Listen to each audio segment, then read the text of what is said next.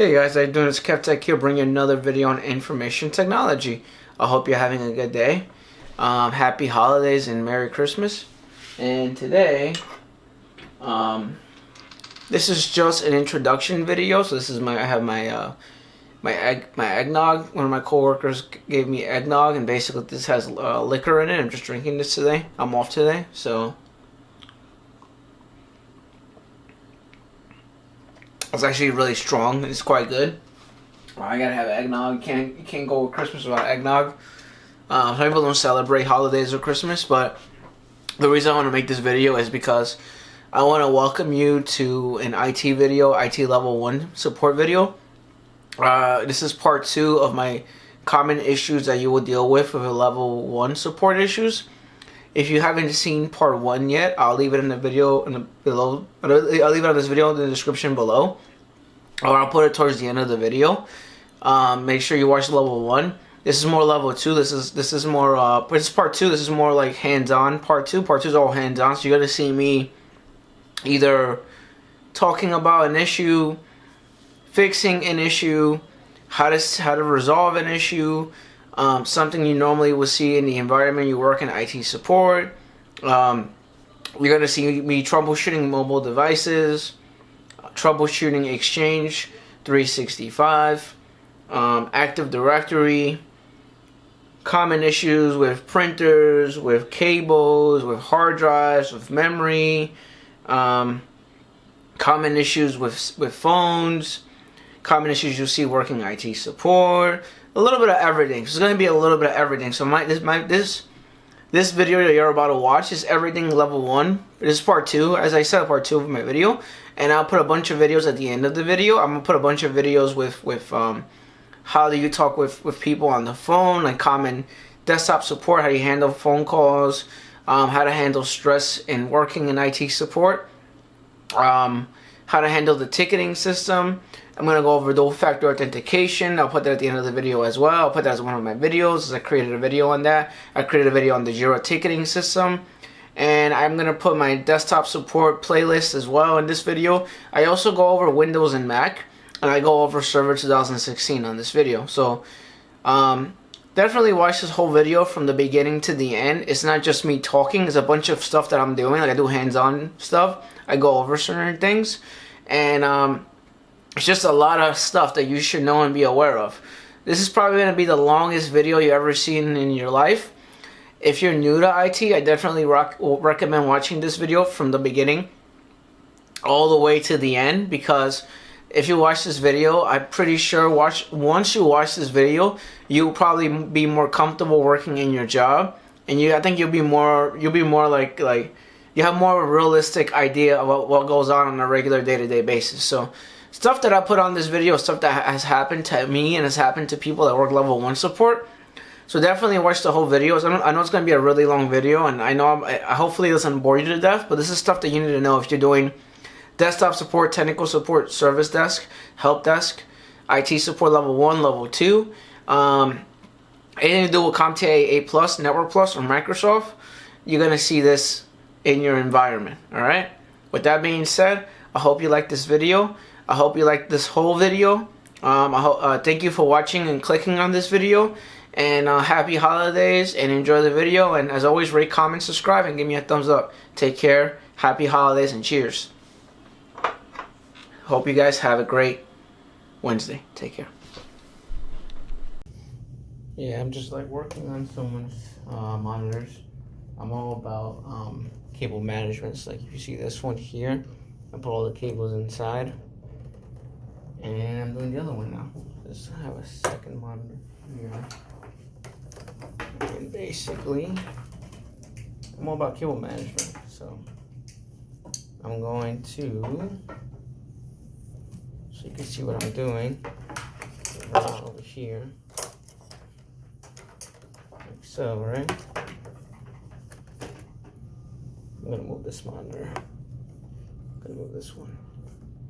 Bring this one here so you see what I'm doing. Alright.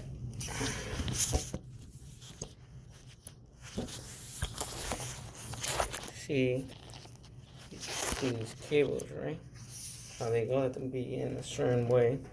So we're gonna have a lever over here. So we're gonna put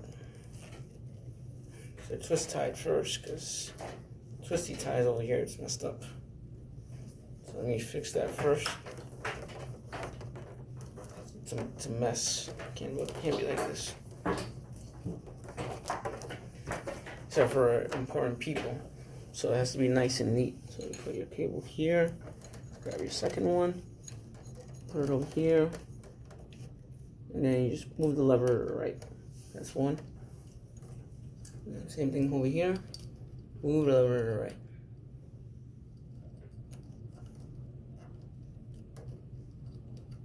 That's two.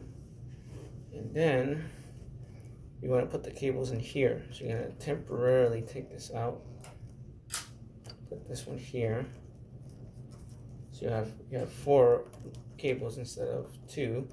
Temporarily take this one out, right? And then put 4 over here. A little notch right here, and you're good. That's it. Nice and neat. Just wanted to show you what I do on a day-to-day basis. I stress cable management.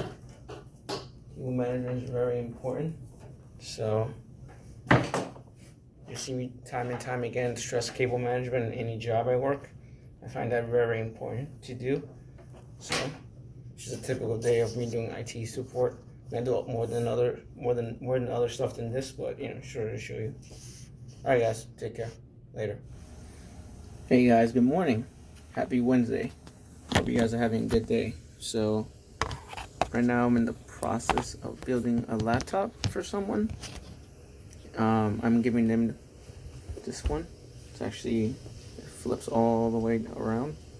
It's kind of cool. And they have there's a new computer, and basically I'm moving everything over, like the essentials, like their personal files, desktop, documents, and everything. So I'm trying to figure out what drives he has on his computer, because sometimes we create these distribution groups, and you can't figure out what the drives are for people. Just in general, you can't figure out what drives they're mapped to. So the easiest way to do it is if you go into regedit and you open up regedit as admin, and basically when you open up regedit as admin, which is what I'm doing now, connect to network registry, you put the computer name, hit OK, and then it's located in HQ users, on HQ_users network, and then you click on the network, you expand it, and it tells you all the shared drives that they have access to. So that's the easiest way to do it if you're trying to figure out what drives people have access to, if that makes sense. So if their computer is online on the network, then basically you could figure out what they're connected to as far as shared drives are concerned. So right now I'm doing that. I'm almost done with this computer. I'm just gonna map this as the Y drive, and we should be good. Alright.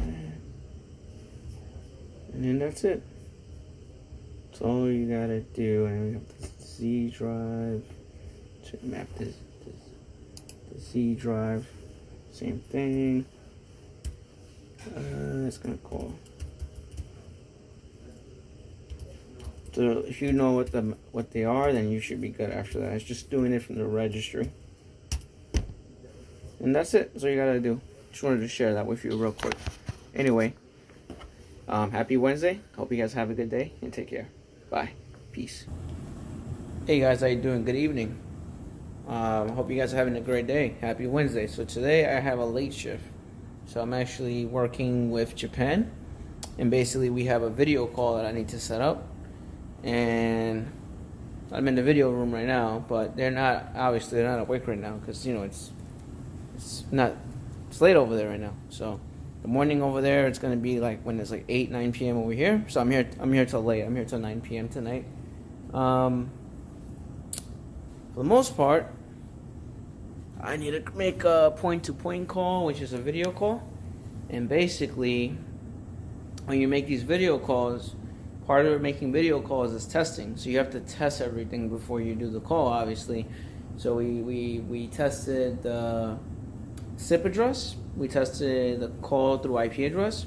And basically, you need to check and make sure that you're able to connect point-to-point. Basically means you're connecting from video to video. There's like, you could use different applications. There's Skype, BlueJeans, Zoom, whatever you guys use, depending on the company. Every company is different. But basically, we set up a video call and then we test it and make sure it's up and running, make sure you don't have any issues, and pretty much that's basically what we do. And you test everything. Part of working IT support is testing beforehand or testing prior to the meeting, because you want to make sure that nobody has issues when they're having the meeting. So I actually came across a roadblock today because there's no one in this room having the meeting. Everyone wants to call in. So that's actually a problem for me, because I was supposed to make a video call here in this room, and now there's nobody here. So how am I supposed to do a video call if there's nobody here? So everyone wants to call in, actually. So you can't call in through video unless you're using a third-party application. I'm doing point-to-point, which I'm using the SIP address. I'm connecting with a SIP address, and I'm connecting through IP address. So basically, the only way you can connect is by connecting through IP address. If you have a video conference in your house, basically, you don't have that capability at home. So, and you're not using software. So the easiest way to fix that problem or alleviate that problem, which I suggested, and which my manager suggested as well, is going through Skype. So basically, what I'll do is I'm gonna do a video call, and basically we call through video. And then we dial in through audio using a Skype invite, if that makes sense. So then they'll join the call through audio, and then they should be able to hear the video, if that makes sense. And they should be able to talk to each other. So both parties are able to talk to each other while video is going on. I'll connect the Skype invite as well, and then it'll be a simultaneous audio/video call. And then they should be able to hear Japan. Japan should be able to hear the U.S. office, and then everything is fine and dandy after that. So I'm gonna call as a leader, and I'll create a leader pin, whatever, and I'll call Skype in this room, and then I'll do a point-to-point call with video in this room as well, and then I'll join the calls together, and then they're able to talk to each other and communicate with each other, if that makes sense. So that's the easiest way to alleviate that situation. Good thing that they told me ahead of time, because if they didn't tell me ahead of time, we would have a bunch of problems. But they told me ahead of time, so now I know what I have to do. So tonight we had the call at 9 p.m. Eastern time. It's still early. Basically, what I'll do is I'll connect video, and then I'll connect a Skype call as well, with a dial in or dial up. And I'll dial in, and then the video is up and running as well, and then everyone should be good to go after that. So this is why it's very important that you test everything. You make sure everything is up and running, and make sure you're testing everything prior to the meeting, because you don't know what hiccups you might have. You don't want anyone having issues. You don't want people that, I can't join this meeting. You don't want to have issues that you make the video call and it doesn't work. You can't dial in, you can't dial out, you can't do anything, and then there's no one in this room. But obviously, if there was this is an example, like if there was a bunch of people in this big giant room, and then you make the video call and it doesn't work, the person is going to look like an idiot as you, because you didn't test it beforehand. You didn't test any of the IT equipment beforehand, so it's going to make you look really bad. So you want to make sure you test everything before you make the initial call. So like if it's a call that's going to happen today, you want to make sure you test everything 2 weeks beforehand, or 1 week beforehand, or a few days beforehand. Make sure you work with the third party. Make sure you work with the third party. Make sure you work with their third party IT vendor or IT support, and make sure you guys are able to talk to each other. So if I'm working for a financial bank, for example, and they have a financial bank that they're trying to talk to, I work with their IT team, and then we'll try to connect the video call and see if it works. And if it does work, then we know that it works. We don't have to worry about it. So then when the actual meeting happens, we're ready to go, if that makes sense. So this is why it's important that repetition, you test it, you do it again, you test it again, do it again, you test it again. And also it's important that you test the call to see how the quality of the video looks, because you don't want everything. Because I don't know what unit you're using. Like I'm using like a $10,000 equipment in this room right now, and then someone else is probably using like a $3,000, $2,000 equipment, and they're using a Polycom, and they're using all these old devices that don't support what devices I have in this office. And then when you try to connect it, it just doesn't work. So that's why it's very important that you test everything beforehand, because if they have really old devices, it's just not going to work. So, and then you have to do an alternative where you use like Zoom, use Skype, use BlueJeans, use all these other applications to connect to the call, if that makes sense. But then it looks a little sloppy because the quality is not as great as doing a point-to-point, if that makes sense. So this is the reason why testing is very important. Testing a VC is very important beforehand. Before doing an initial call with anyone, for your VPs, your executives, or your senior directors, or anyone that's important, make sure you test everything beforehand for them. You don't want to make them look bad. You don't want to make the company look bad. You don't want to embarrass them. You don't want to embarrass yourself as well. So that's why it's very important. Just pointing that out. I'm just giving you guys advice, like I always do. I hope you guys have a great day. Hey, good afternoon, guys. Kevin here, bringing you another video, I guess. So I'm in the process of switching someone's PC, and basically I log in as them, or they log in themselves, and basically we map the share drives, we open Outlook, we put bookmarks, shortcuts, and everything, and basically all I gotta do is just swap her out. And the process for me, the way I do it typically is I put the computer right next to the person, like maybe a desk away or something like that, and then I have them log in and then have them use everything, and when they're ready we swap them out. And then when we swap them out, I put the old PC where the new PC was, and I keep that PC there for a couple of days or a week or two until they feel comfortable with the new PC, and then finally I get rid of it and then I erase everything, and then that's it. That's pretty much it. That's the proper way to do it. So if you're like moving someone from Windows 7 to Windows 10 and you have a new PC, make sure you back everything up, make sure everything looks good, make sure they test everything, make sure they like it, and then you can just get rid of the old PC, trash it, do whatever you want with it, and that's it. That's about it. Someone's calling me right now. Anyway, guys, you guys have a good day. Take care. Peace. So your monitors aren't working. You come to the right video for this. All right, so let's look at the monitor real quick. First thing you want to do, I know it's going to be dumb, you want to check the physical cable. Make sure the cables are plugged in, make sure the cables are properly seated, make sure the cables are connecting to this end, and then the other end's connecting to the computer. Obviously, if there is no display, then it means two things. It means, one, the computer display needs to be updated. Maybe there's display graphics drivers that probably needs to be installed. The second thing would be is the cable on this monitor is probably bad, so you got to replace the cable on the monitor. That's like the most obvious one. The third thing, if you want to do process of elimination, you grab another laptop or another computer, you plug in the same monitor to that laptop, and if it works on that one and it doesn't work on the desktop, then that means there's something wrong with the graphics card on that desktop, or maybe you have to go to the display settings. So you would go into the monitor itself, and click on it, right? And basically, they don't let me do it on this, but basically, it says no DP. So basically, you just change the display output to whatever it is. There's HDMI, HDMI. If it's DisplayPort, DisplayPort. You just change it there. And then also, some people want maybe the brightness to be adjusted and the settings in here, or maybe the resolution to be changed and stuff like that. So those are the common things you would do to troubleshoot a monitor issue. Worst case scenario, you might change the graphics card on the desktop, or you might just change the cable on the monitor, if that makes sense. Hey, good afternoon, guys. Kevin here. Let's bring you another IT video. So basically, I had an issue with someone that couldn't print a document. It's because the document is corrupted. So usually when that happens, you have to do print as image on Adobe PDF. So if you go into your Adobe Advanced settings, you could do print as image right there, and that fixes that problem. So just so, you might Google it, it might come up as a solution. This will fix that problem.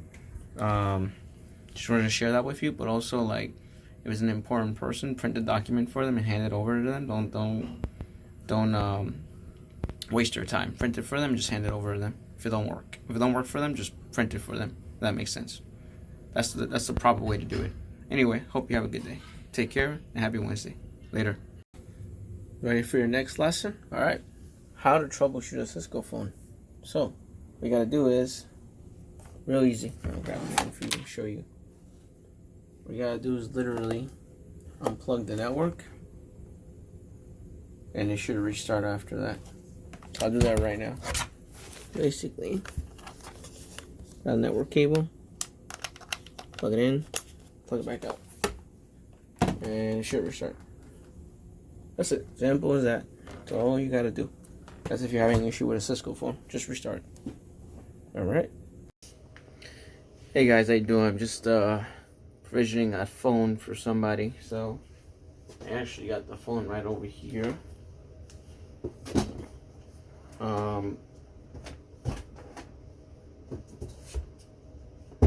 Usually what I like to do is I like to get like another phone or another person, and I want to mirror that phone or that person, if that makes sense. So what I did was I went into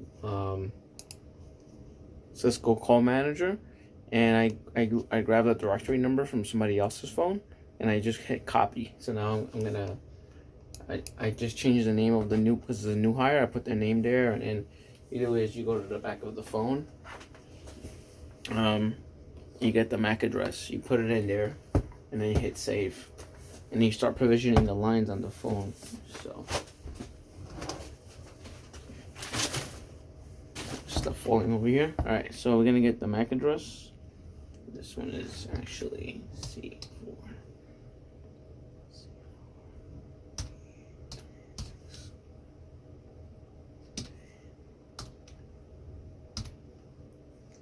So every time you do these kinds of things, you always want to get like a working example as a phone.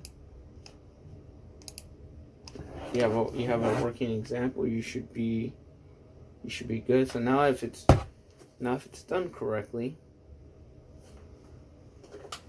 the phone number and the phone should pop up. But I'm not quite done just yet, so I have to give it a phone number. So I'm gonna do that right now. So I'm gonna go here, and that number is 75887.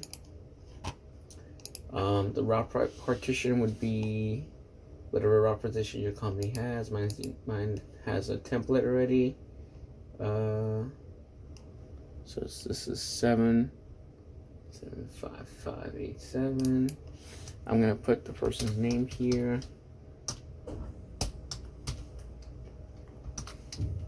This is a new hire I'm just setting up,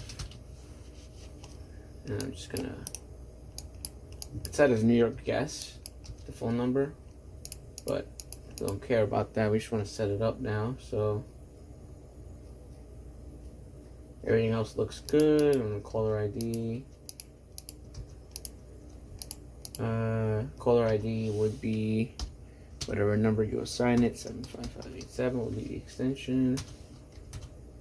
75587.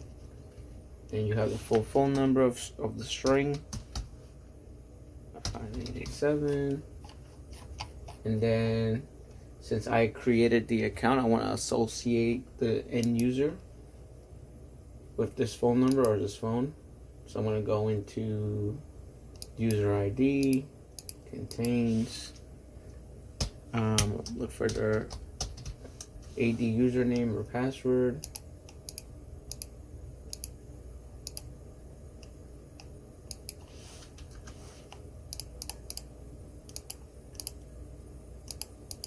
Search with their first name, maybe. There we go, I found them. They're in compliance, and add selected. So I'm gonna hit save. I'm gonna hit apply config. I'm gonna hit OK.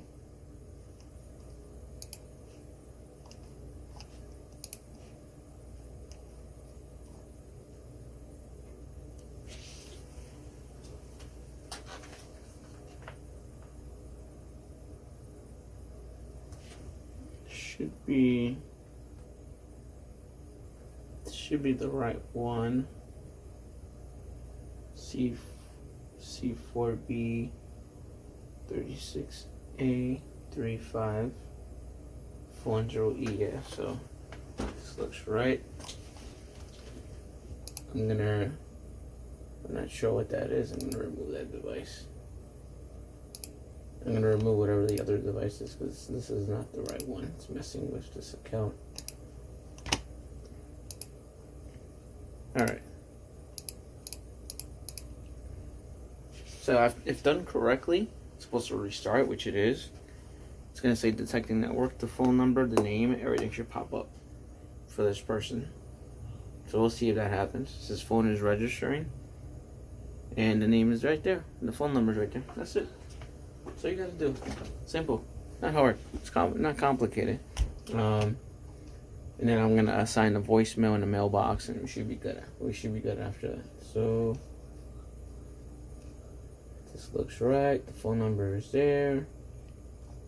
Let me just make sure that it's actually set up properly. How do I know that? I just go into my phone number or my phone profile.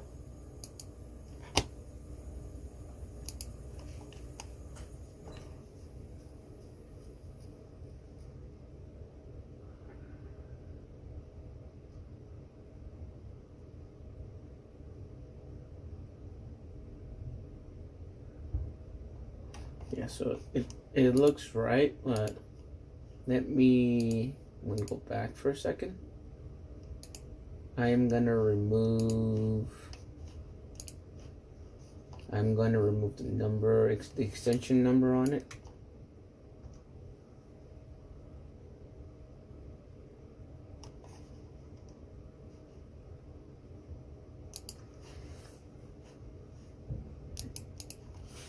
Thing is, I have someone else I could mirror, so I'm looking at that particular line to see if it's the same thing. Does that make sense?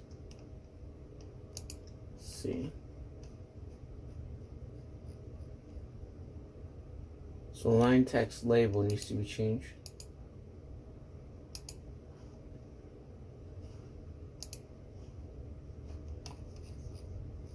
So I'm gonna remove the extension here. I'm gonna hit save. Apply config. And if the phone number is working, you should be able to call it. So I made a change on it just now. So let's see here, this phone number is working, hopefully.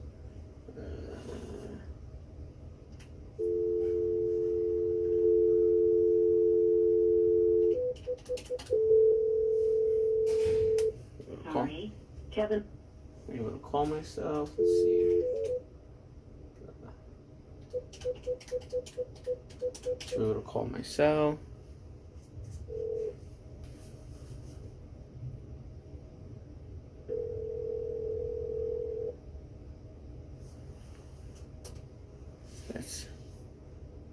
That seemed to work. Call my cell. All right. So I was able to do internal, external phone calls. It's working.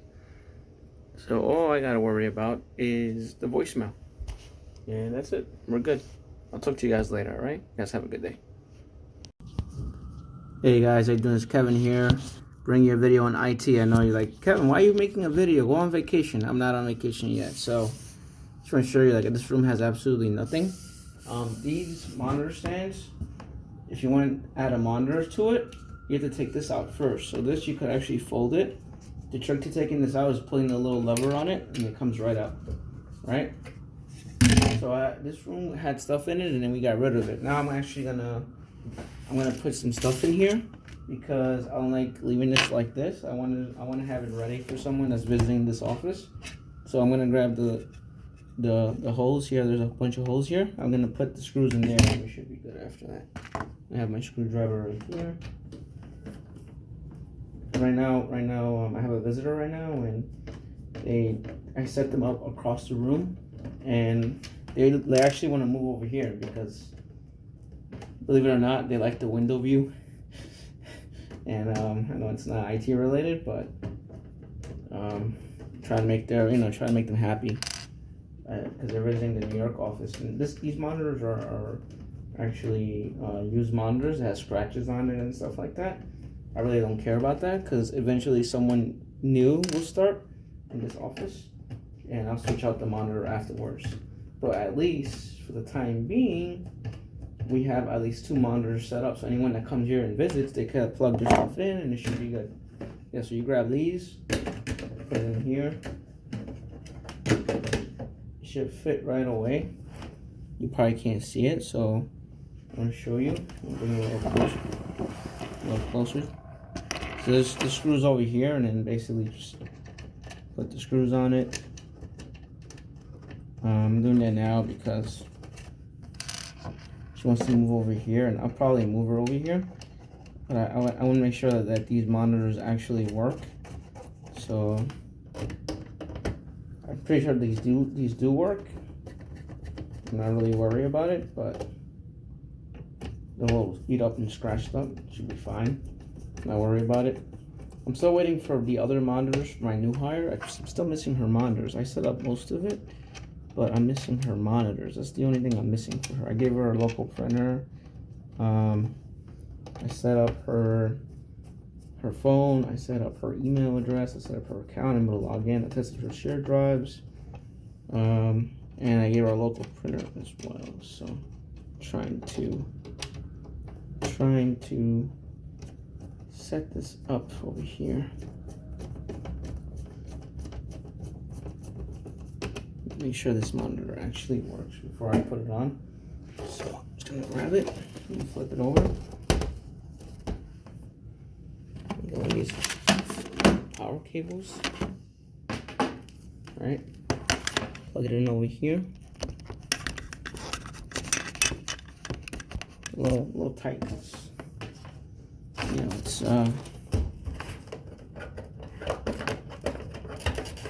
office is not being used at all. It works. Look at that. No scratches and nothing on it. So this one works. Which means I can put this on the rack. So I'm gonna do that. Basically, you grab it, latch it on, and you're good. That's it. You're done. That's the first one. The next one is this one. I'm gonna do the same thing I did with the other one. I'm gonna unscrew it, and I'm going to put the latch on it.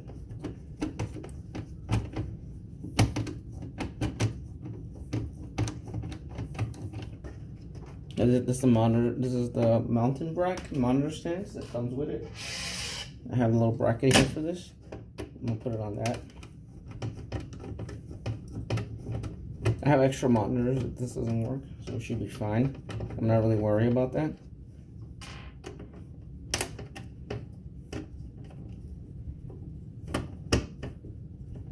I'm just setting something up over here because we have absolutely nothing set up here. And I need to have a phone, I need to have a line, I need to put stuff on this. So.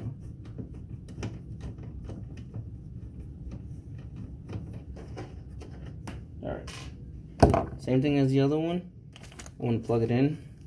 Make sure the monitor is actually working. Because these monitors are handed down to me. This is not a new monitor, this is a used monitor. But I want to set something up for them. So this is working, it's not scratched or anything. This is good. So what I'll do is I'll clean the monitor up once I'm done with this. Grab the bracket. Alright. Put it in there. Grab the bracket and put it in there. The screws, put it in there.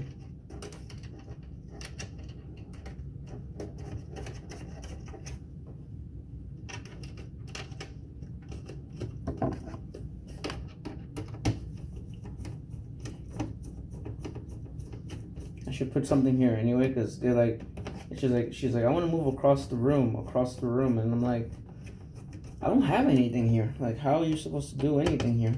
And then she has the Surface Pro, and she has a docking station that I lent her, which is my docking station. And she didn't have a docking station. She just came with the Surface Pro, and you know, I have a bunch of IT equipment, so I just lent her my docking station. And I'm gonna have to take the cables out of there and put it over here. That makes sense because the docking station uses mini display ports, like DisplayPort Type C, which is kind of annoying to deal with. But that's basically she left her docking station in the other office. So yes, then you grab it, latch it on like so, right there with the other one. Then you put a little screw on it. It's supposed to go on. Sometimes these things get a little bit annoying. They don't want to cooperate sometimes.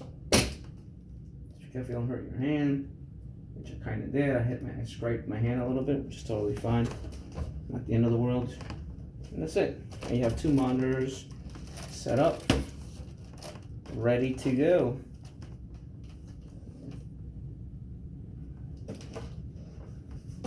Alright. So up next now it's the power cables. I'm not worried about being neat or tidy with it because this is more done like on the fly. Basically, I'll worry about cable management later on. She needs this right now, so I'm not gonna worry about it. Put that on there. Another cable.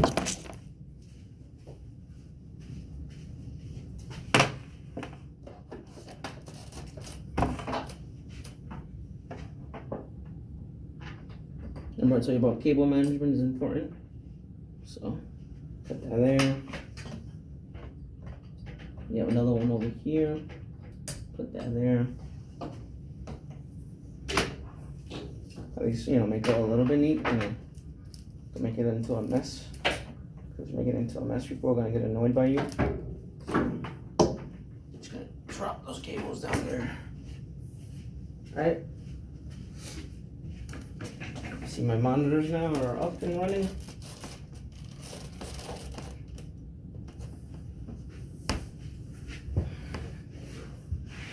So now I'm just gonna plug it into the wall, and that's it. Just for now. Or actually, since I already have this set up, I might as well plug it in directly to the power cable. So I'm gonna do that instead. Yeah, plug it into the power cable instead. Just to have it set up already. So I don't have to worry about it when I'm moving somebody here.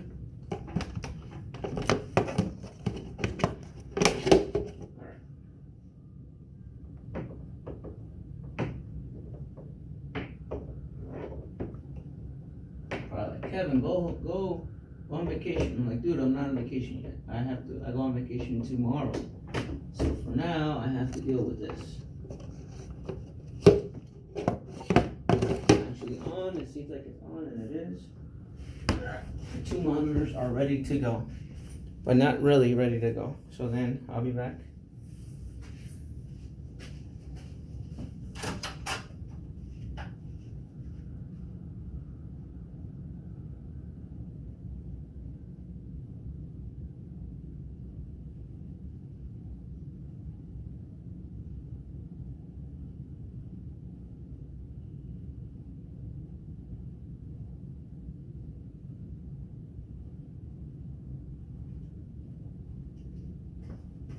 Back. I'm extremely anal about this. This is like actually dirty, really dirty. So I'm gonna keep that there. This one, I'm just gonna clean it. All right. Doesn't have to be perfect. You have to clean it, man. You can't give people can't be sitting down and having monitors that look like shit. That makes sense. Clean it. Clean both monitors. And now I'm ready to move her. I'm gonna move her right now. So I'm gonna tell her, Steph, I put 2 monitors there. I'll give you this as a temporary workaround, and then you could actually do some work here at this in this site or this office here. So nice and neat, nice and clean. Someone comes here, they could plug in their monitors now. Let that dry up, and it should be good. And that's it. So you gotta do, you gotta clean, be neat, be organized. Don't pace yourself too fast. You see how I took that? I didn't take. How long did I take? I took like 10 minutes, probably less than 10 minutes. See, that wasn't so bad, right? All right, guys, you guys have a good day, all right? Take care, and probably another video today. I'll probably make one more video before I leave. So I hope you guys have a good day. Take care. Peace. Happy Wednesday, guys. So right now I'm logging into a laptop, and someone changed their password in the system, so I'm just updating their laptop. So when we test it, basically I log in as a user. I log in, connect VPN, test everything. So I'm doing right now. So I test everything. So I test VPN, test our security system, test Outlook, test Word, test Chrome, test our internal, external pages we connect to, and then after that, we are good to go. So test Dual as well, because we use Dual as a security method to log into VPN, and all that is working on this machine. Right now I'm just doing Windows updates, and after that we should be good to go. So I'm just gonna quickly add a printer for him. I'm trying to make it easy for him, because he's like an older, he's a board member, first of all, of the company. Second of all, he is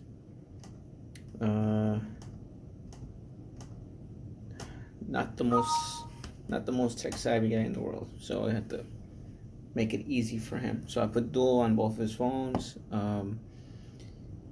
I tested everything, and I made it so Dual pops up every time he turns on. He uses Dual. It pops up every time for him, so it doesn't make his life complicated.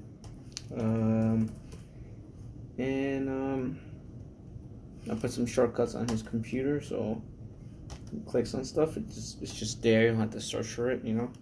So right now I'm just checking to see if the printer is installed. I just added it, and it seems like it is. So yeah, he's good to go.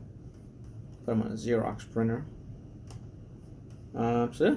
So basically, whenever, just give me a second. Close the door for a second.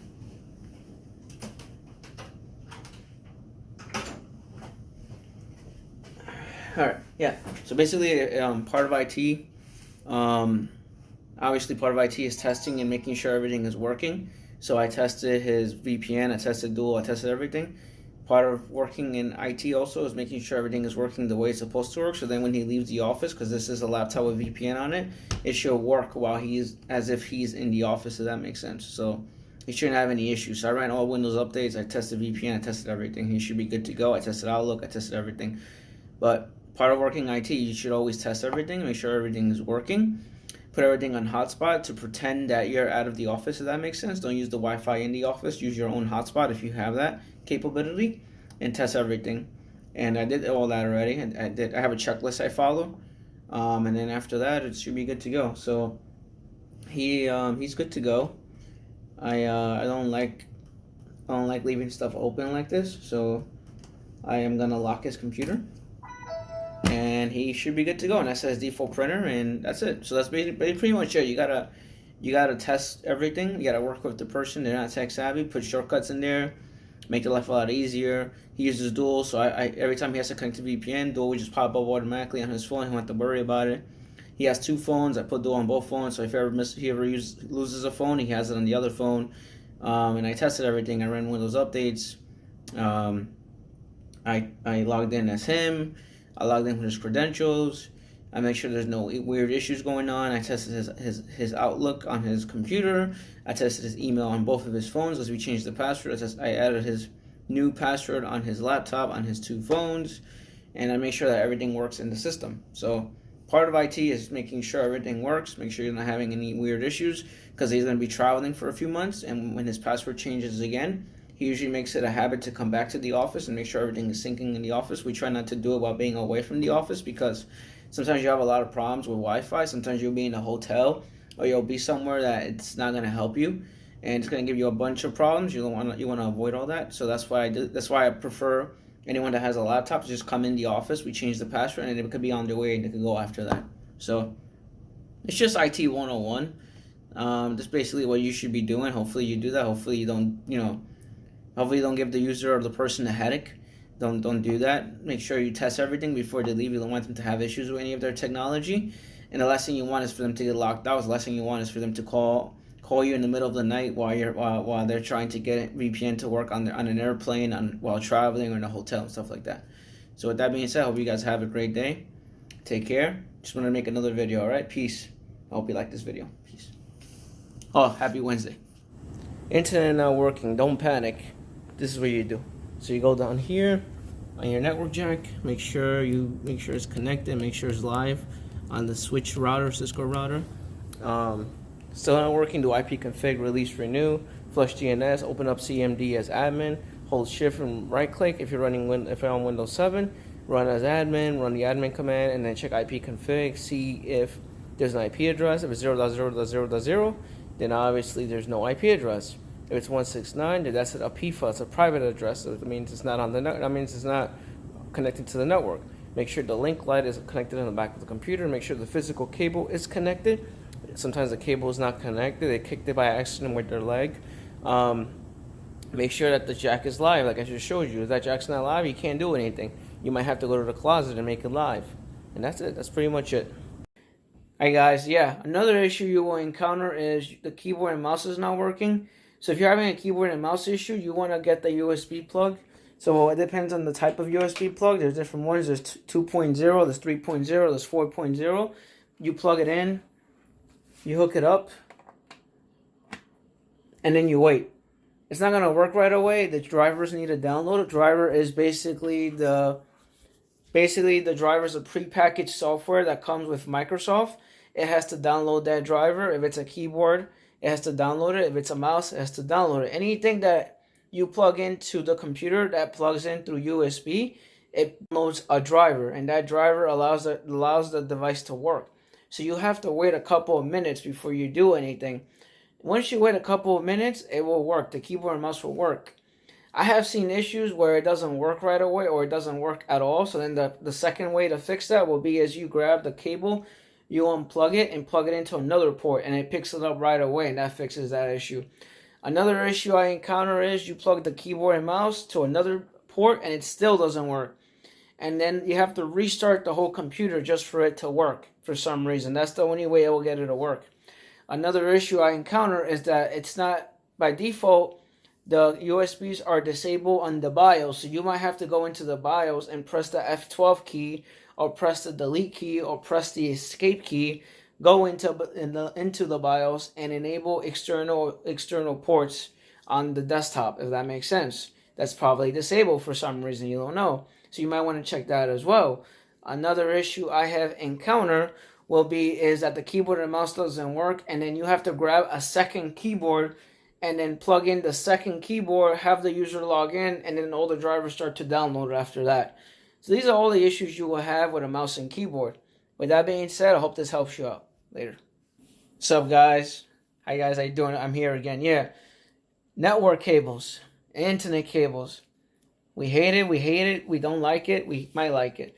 So if you're having issues with internet on someone's computer, you might want to check the physical cable first. Make sure the cable is plugged in on the back of the computer. For some reason, if it still doesn't work, change the cable. If the cable doesn't seem to work, or for some reason, maybe your computer ran out of IP addresses, you might want to go into the command line, type CMD on Windows 10, Windows 7, and type ifconfig. If you don't have a Windows machine and you have a Mac machine, type ifconfig. If you see a number there and it's not 169, 169 is a PIFA, which means it's a private IP address, then that means that it's not getting an IP address. So that means either you ran out of IP addresses, or you might have to do ipconfig space /release /renew. You might have to do ipconfig space /flush DNS. So those are the things you might want to try first before you do anything else. Do not make them restart the computer. The only time you make them restart if none of those things are working, and for some reason a reboot might fix that problem. Those are the things you need to care about. Maybe the NIC card is disabled. Maybe you have to go into the control panel, log in, and enable the NIC card on the computer. That does happen sometimes. The NIC card disables itself sometimes. That's a bug with Windows. It does that sometimes. Another thing you might be concerned about is maybe the drivers are not installed properly, or maybe it's missing the network driver. So you probably have to go to Dell, HP, Asus, Lenovo, all these websites, and you have to download the driver and basically download the NIC drivers. That might fix the issue. Another thing you might want to do is go into Device Manager, delete the driver, and then reinstall it again and see if that fixes the problem.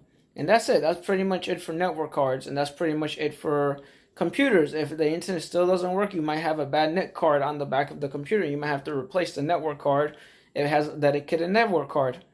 And that's it. That's pretty much it. Check the BIOS as well, because sometimes the BIOS will mess with the network card, so you might want to check the BIOS on that computer, on that make and model. Another easy way to check is if, which some people don't think about, another quick easy way to check is if it's plugged into port A. You know how you have the letters A, B, C? It's plugged into the letter A on the bottom of the floor, and that port is probably not enabled. You probably got to enable it. You probably go into the back IDF closet and you have to allow that port to be live. And if it is live, and for some reason it still doesn't work on your computer, it's probably something you want to check. Is you grab the cable, you unplug it from the computer, plug it to your laptop, and if it works on your laptop and it doesn't work on the computer, then we know there's something wrong with the computer versus something wrong with the laptop. That's how you do a process of elimination. All right, hope that makes sense. Hope you guys have a great day. Hey guys, me again. Memory. Random access memory. Thing you need to care about memory is that it doesn't really go bad. The only thing you should care about is if your computer is 32-bit, 64-bit, you want to go into system information, system properties, care about that. See if you can update the memory. Sometimes someone has a lot of programs that they run, and they might not have enough memory. So you might want to update their memory, give them more memory, and that might fix their problem. But you also want to check the hardware on that computer and make sure you're able to upgrade the memory. You might not be able to do that. You might have to just give them a brand new computer completely. An easy fix for a slow computer is updating the memory or replacing them with a SSD, solid state hard drive. A regular hard drive will not work that well. A mechanical hard drive will be fast, but not as fast as a regular SSD. Another thing you need to care about memory is sometimes you'll have issues where the BIOS will say something like, this computer has been updated to more memory. Do you want to press F1 to continue? You just press F1 and go right ahead, and you're good to go after that. Another thing you might encounter is that the memory on the computer might have gone bad and your computer is beeping for some reason. So if the computer is beeping, it's because that memory is either bad, or the slot where you put the memory in, that slot has gone bad. So you might have to take the memory out and then put it in a different slot, and that might fix that issue. If you put it in every slot and it's beeping, then you might have a bad motherboard. You might have to contact the vendor and have them give you a new motherboard, or you might have to just buy a new computer if it's out of warranty. These are little things you need to be concerned about. And then that's it. That's pretty much it for memory. Troubleshooting memory is reseating it, taking the memory out, putting it back in. Maybe that memory stick itself is bad. You might have to grab another memory, put it in. If the memory that you have that is working, and you know it's working, take that one from another computer, put it on this one. And if it still doesn't work, then there's something wrong with the computer. That's how you do process of elimination, analytical thinking. So you grab memory from another computer that's working, and it's the same make and model, and you put it over here and it doesn't work on this computer, there's something going on with that motherboard. Anyway, guys, I hope you guys have a great day, and this is another video on IT. Take care. What's up, guys? How you doing? It's Kevtech here, bringing you another video on IT. So, quick note, because I like to make videos on everything. Quick note you should care about is your physical cables. See if I show you all my cables. So, if someone is having an issue with their computer and the display is not showing up, first thing you want to do is check the physical cables. Maybe the cable's not plugged in, maybe it's not set up right. So once you do that and the cables are seated and properly connected, and it still doesn't work, it's probably the cable needs to be replaced. So it's something you need to care about. So it's a little short video that you need to care about cables. So make sure the cables are working, make sure you have the right set of cables, and make sure that monitor is working, because sometimes the monitor might not be working. So you might want to do this. You might want to grab another monitor, and you might want to plug that same cable to the other monitor. And if it works on that monitor, then we know there's nothing wrong with the cable.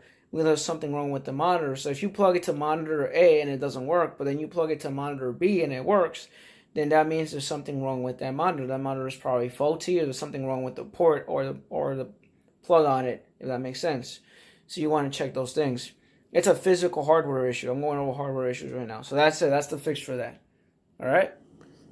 Hey guys, how you doing? Kevin here again. So you have an iPhone and someone's phone is not working. Their email on their phone is not working. Kevin, what do I do? So you see the mail icon here?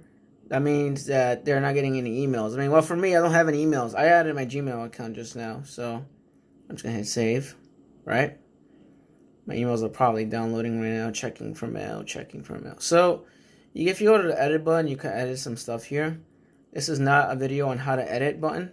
So this video is more on troubleshooting it. So the first thing you want to do, common issues you'll have is, and with this is Wi-Fi doesn't work. So if you scroll all the way up, you have Wi-Fi. Sometimes you might have to uncheck the Wi-Fi. You may have to uncheck the Wi-Fi and turn the Wi-Fi back on if the Wi-Fi is not working for someone. Another good thing to check for someone, just troubleshooting 101, if the Wi-Fi works on another device, then there's something wrong with this one. So you want to do is you're going to click the Wi-Fi button. Not click the Wi-Fi button, sorry. You want to go is into settings, click the settings, hit the Wi-Fi button, go into your Wi-Fi, and then hit the little exclamation point, and then hit forget network. You forget network, and then you rejoin, put the password again, and rejoin again. That might fix the Wi-Fi issue. Because if the Wi-Fi is working for everyone else and it's not working for you, your Wi-Fi, it's just probably a bug with the Wi-Fi. So disconnecting, reconnecting will fix that problem. That will go the same as well as Bluetooth. If you disconnect from Bluetooth and reconnect from Bluetooth, that will fix that problem as well for some reason. Another thing you want to know is, for every phone that's an iPhone, it has stuff running in the background, processors running in the background. So you just double tap the home button, swipe up, and close all your tabs. You might have multiple tabs open. It might be a slowness for your phone. Your phone is still acting up. You might want to go into your general tab. You might want to go to software update and update to the latest update software of your iOS device. Mine is up to date. I don't got to do anything. Another thing you might be concerned about working IT, if someone's email is not working, the easy fix with that would be is going into accounts and passwords, or passwords and accounts. You probably can't see it, but you go into passwords and accounts. You click on it. So you might have one that says corporate or IT or whatever email you have, name of it. So when you click on the account, I keep clicking iCloud for some reason, you're going to have a bunch of tabs. You're going to have mail, calendar, contacts. Sometimes you'll have issues where mail don't work. So the easy way to do it, to fix it, is turn it off, turn it back on. That will fix that problem. Someone's having issues with a calendar, like calendars are not syncing right with the phone. You want to turn it off, delete from phone. You're going to get a message saying, do you want to delete from phone? Are you sure? Yeah, sure. And then check it again. And then that will start adding the calendars again for that phone. Another thing you might be concerned about would be, actually, now that we're talking about calendars, you want to make sure that your default calendar is set to your work calendar. So if you have a corporate account, make sure it's set to work calendar.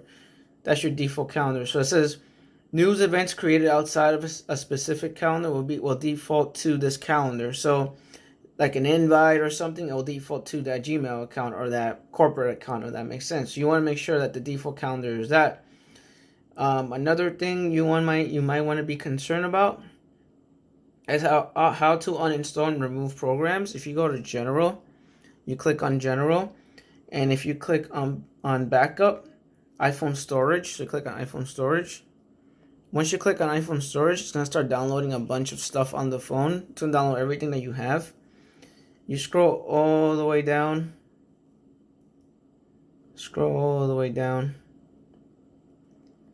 So if you want to remove something here, you just hit the app. So you have dual mobile. You hit delete the app, and then you can delete the app from here. Also, for some people, like just in general, people don't do it sometimes. You could offload the app and then reload the app again. That might fix that problem with the app not working right. Another thing you want to check here is Just scrolling up. Under iPhone storage, you will see something called backup, and that would be the backup of your device if you're doing backup on your phone. Like if you have a backup like an iCloud account or something like that, you will see that in iPhone storage. Another thing you might be concerned about is your Touch ID. So if you hit General, you can enable Touch ID on your phone. That's something that you maybe you're concerned about. I don't know. Another thing you might be concerned about or might have issues with is the email. Like I said, like not seeing all the emails are showing up. Is that email the phone keeps locking out your account because your password is expired and you have to update the password on your phone in the accounts and password section. So if someone's password has to get updated, make sure they update it on their computer and make sure they update it on their phone. Once they do those two things, they should be good to go after that. So make sure that they do that when they update their password, because sometimes they might have an iPad, a laptop, an iPhone, might have like multiple devices, and then they keep getting locked out. It's because one of their devices has the old password stored on it, and it's probably locking them out over and over again. So you have to check that on every device. Make sure all their devices are up to date, and make sure that they have their passwords up to date. And that's it. That's pretty much it for everything. Probably another thing you might be concerned about inside of calendars.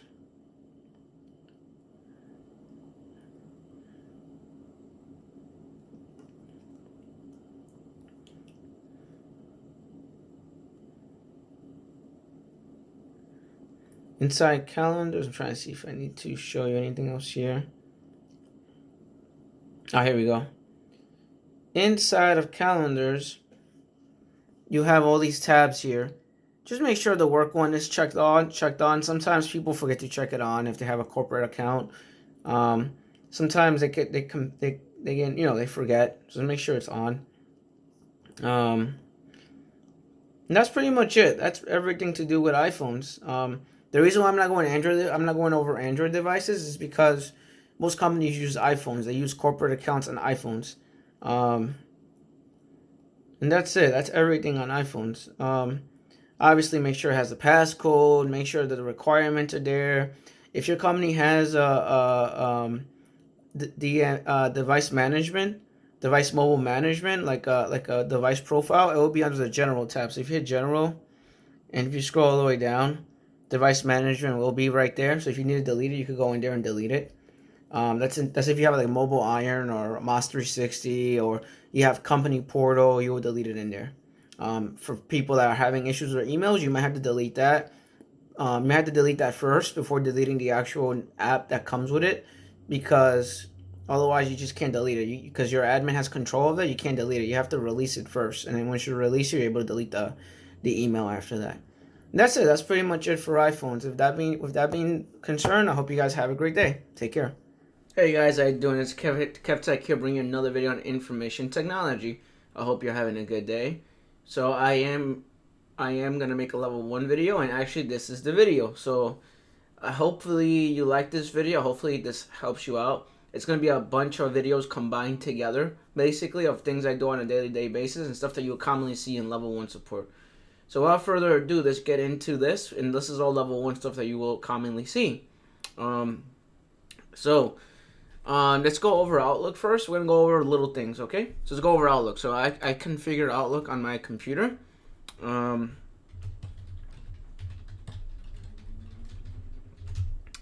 Common issues you'll see on Outlook is Outlook keeps crashing. They want certain things to show up on the settings for Outlook, if that makes sense.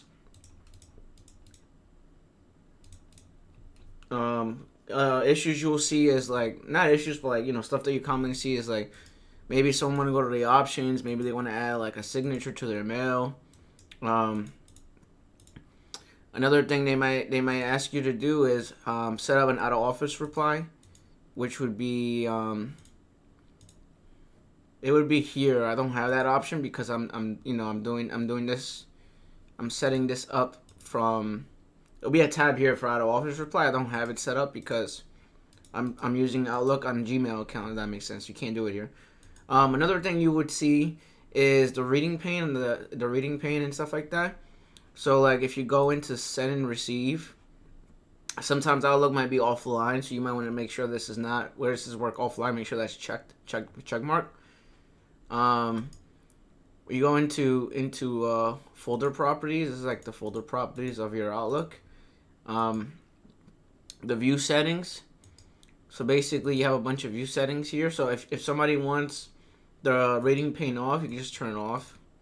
They want to move it to the right, they can move it to the right. They want to move it to the bottom, they can move it to the bottom. And then some people might have one calendar, so you could actually add calendar as well. You could add people as well. You could add task as well. Other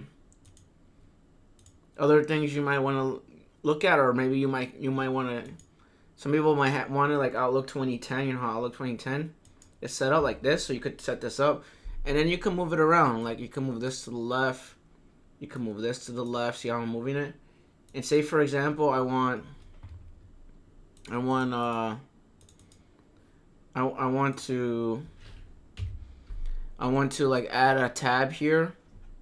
This is just an example. So if you go into add columns, you could do that here. So if you want to add like a read tab, you could do that and then hit add and then hit OK. And I'll add the read tab right over here on the right hand side. See like the little read icon is there now. Now if you want to, for example, like people don't care about the from sign. They want to get rid of from, or they for some reason they lose it. Like if you have the from here on the left hand side, for example, you could remove the tab. So if you put your mouse over it and hit X, it'll get rid of it. So if you want to add it again, you just hit add columns, and then you have your from over here, hit add and hit OK. Now if you want to add it all the way to the left, you just move it all the way to the left and it's back there again. So it's just like little issues you will see with Outlook. Another issue you will encounter, something really silly, would be sometimes like the way it looks. See how the reading pane is big? Like the zoom button might be by accident. It might be set to 200%, so then it looks like that. And like my Outlook, it looks weird.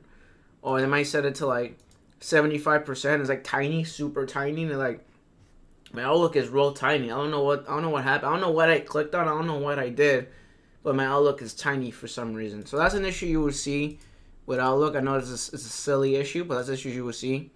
Another thing you might want to look at going into this is basically your view settings. You have your view settings. Say for example, somebody wants to see how this is unread. I'm gonna make this unread.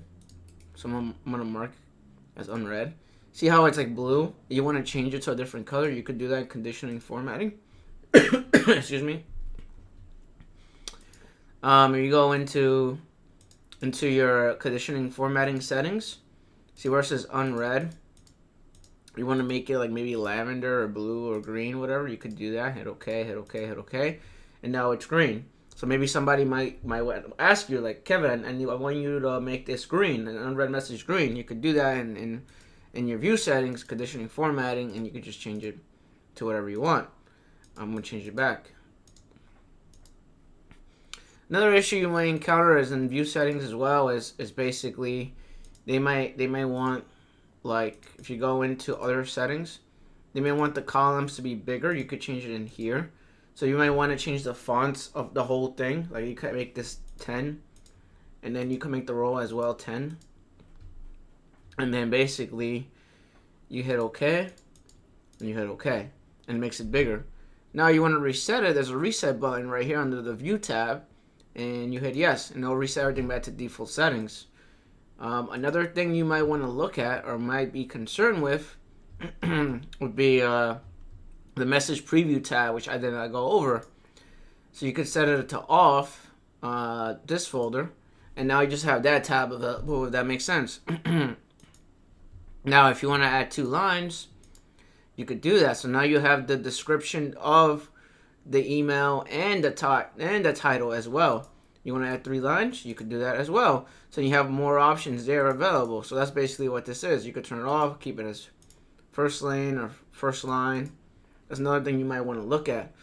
Another thing you might want to look at is see how you have your arrangements. You could sort by subject. You could sort by date. You could sort by attachment. You could do view settings and change some other settings as well. Here you could save. So you could save this current view as a new view. So you hit save and we'll call it like test, right? So I saved it just now, right? That's just an example. I saved it just now, right? And for example, I saved it and I'm gonna go into right hand side and I want to change it. I want to change it back, right? So like we're gonna go into a different one. There's a different tab. I'm gonna hit reset view, hit yes, right? And I want to go back to the one that I saved it. I saved test. So you could save your the way you set up your view tab on Outlook.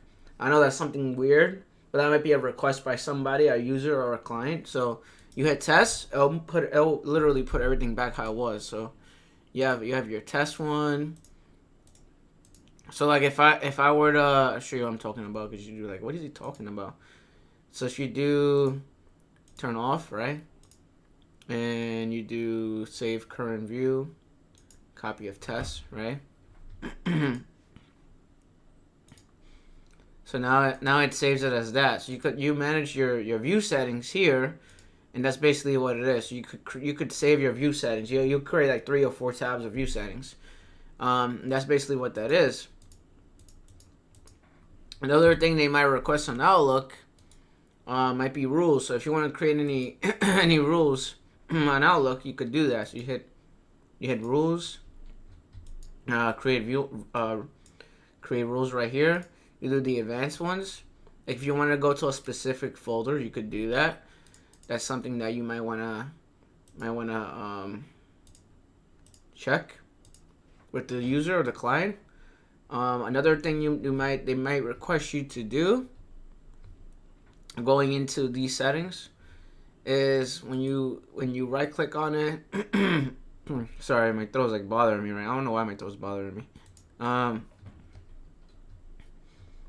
You right click on it, you could set as reply, forward, all these things you have here as options. I'm just going over Outlook overall because you're gonna have a lot of Outlook issues as level 1 support. You might wanna go into navigation options, and it tells you like you can add stuff, move things around. Another thing you might see is in calendar. You go into calendar. Might need access to a share calendar. You want to go into open calendar, open share calendar, and then look up the name of the calendar and then add it for them. Maybe they wanna email a calendar. They want to email a calendar to someone. They could do that here. Or maybe you want to do calendar permissions. You right click on it, hit properties, and then give someone access to your calendar, and then you could share your calendar afterwards. If that makes sense.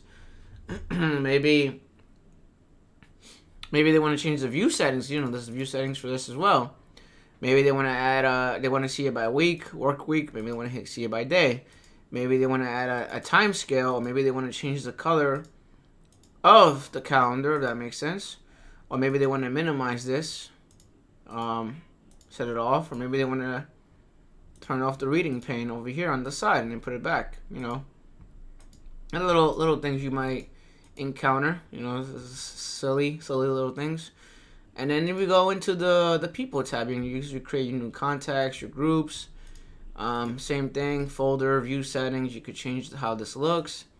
That's not really, people don't really look into contacts. If you want to give someone access to your contacts, obviously you right click on it, hit properties, and then go into permissions or security, and basically give them access that way. And that's basically everything on Outlook. Sorry, my throat is bothering me. Another issue you might encounter would be like options. Maybe they want the invite to basically, maybe they want to add another time zone. You could add it here, or maybe they want the invite to auto accept. You could do it right here. You check mark these, and you could do it right here. Maybe they don't want the photos to display on Outlook. You could just uncheck it right here. or maybe they wanna disable the sound, or maybe they want to enable, like, show you what I'm talking about. Maybe they want to enable spelling corrections, you know. Maybe always check for spelling. Or maybe they want to change the fonts, because we've gone over these are the fonts for new messages and new emails, new replies. You can do that in here. You can change it to whatever you want. Maybe they want to add holidays to the calendar.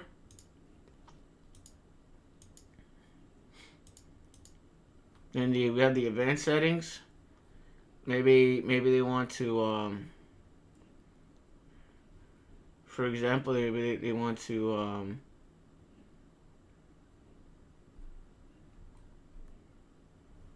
change some settings on Outlook. Maybe they want to enable their live preview or program.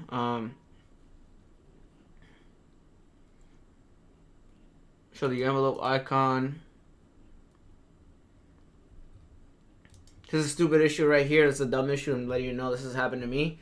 Maybe they hit the little arrow by accident and they collapse the whole ribbon, and then they can't get it back now. And you might have to click the little pin again to add it again. Or maybe they did the same thing on the left hand side, and you may have to click the little tab again to enable it, and then hit the little pin to enable it. And that's like little silly things. That's something that I have seen before. Or maybe Outlook is crashing, so they have add-ins that they might have to, you know, remove or disable. Or maybe maybe they're still having issues with Outlook. Or maybe they're having issues where the files don't download. You could, you know, like the emails don't download. You could set it to automatically download. In here, you can enable macros in here as well. So those are things you would see. Or maybe Outlook continues to keep crashing, and you might have to create a new profile on Outlook, basically. So you go into Control Panel, you basically click the Start menu and then type Control Panel, and then go into Category, change it into Small Icons, hit Mail, Show Profile, and then create a new email account for them. Or maybe it keeps crashing and you might have to delete the OST profile, which is the Outlook profile, and that would be under C, this PC, local C, users, where the name of the client is. Mine will be main user. It'll be in hidden files, you can't see it, so you type appdata, and then you hit local, and then you hit Microsoft, and then you hit Outlook, and you might have to delete this, and it'll prompt you to delete it. So prompt you to close out Outlook before you could delete it. It's not gonna work. So this is like all the little things you will see on Outlook, basically. Another issue you will encounter is Microsoft products like Excel, which is, I have an Excel book right here already. I put one here because I know we're going to go over this. Excel keeps crashing. Excel's not working.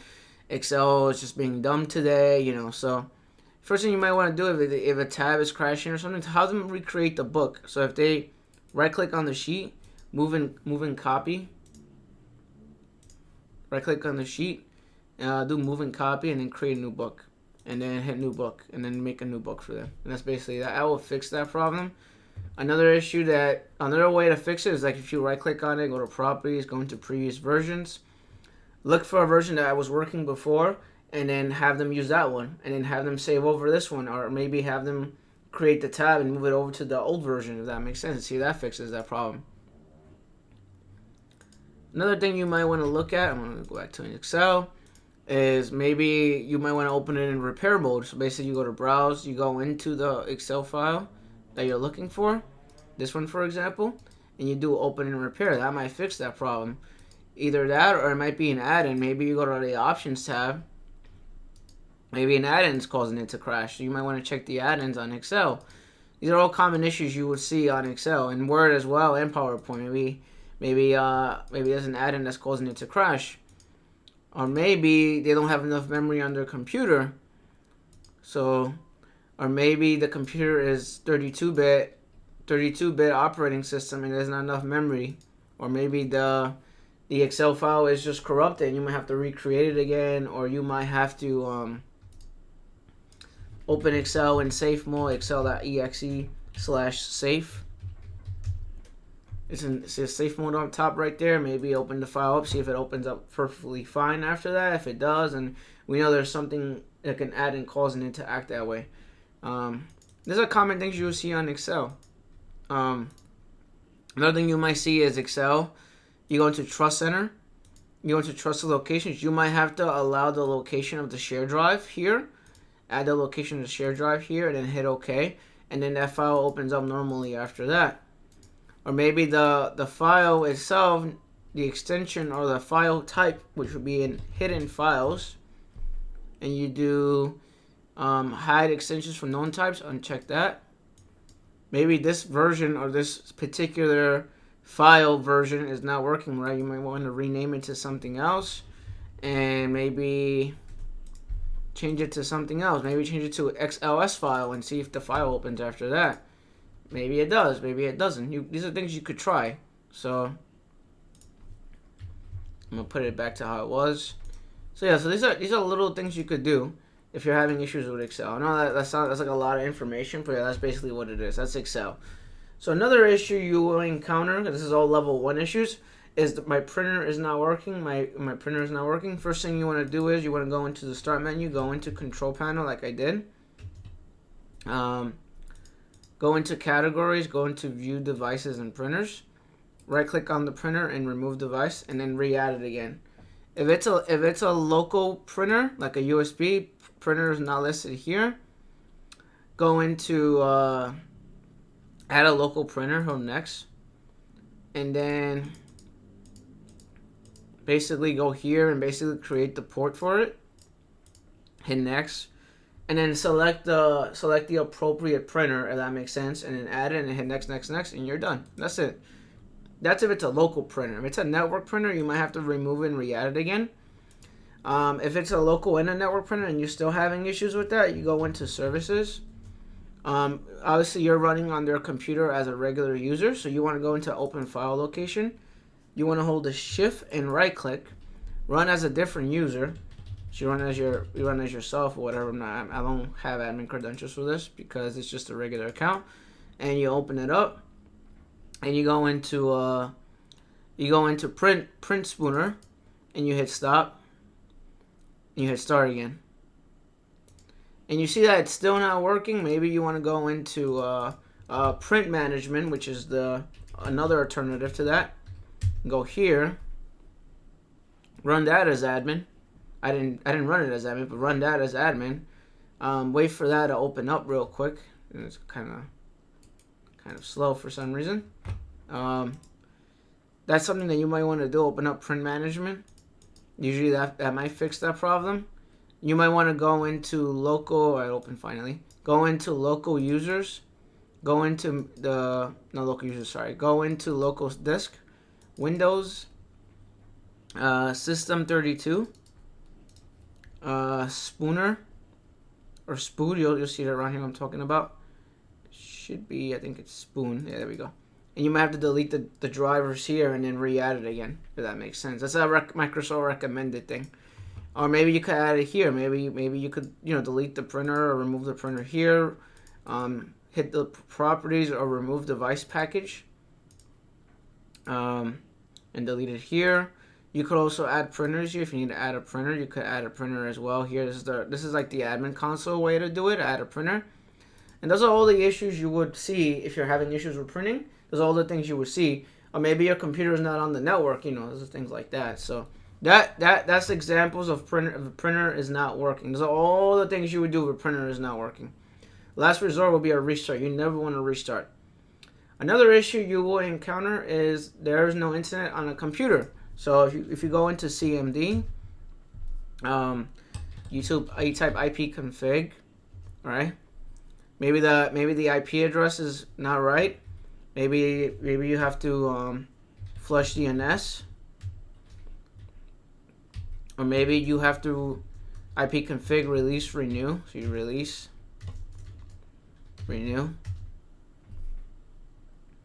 and see if that fixes that problem. Or maybe if you go to the bottom left hand side, the start menu control panel, and maybe you have to go into view network and status, change adapter settings, and maybe your NIC card is not enabled for some reason. You might have to enable it. So maybe you have to go into here and enable it as an admin, and it'll prompt you for admin credentials. On laptops, for some weird reason, you'll have a lot of Wi-Fi issues. So if you have Wi-Fi issues, I have Wi-Fi on this computer. So if you have Wi-Fi issues, you want to go into device manager. Here you can remove any device that's not working. So if you have issues with a mouse and keyboard not working, you can just right click on it, remove it, and then unplug it and plug it back in, and that might fix that problem.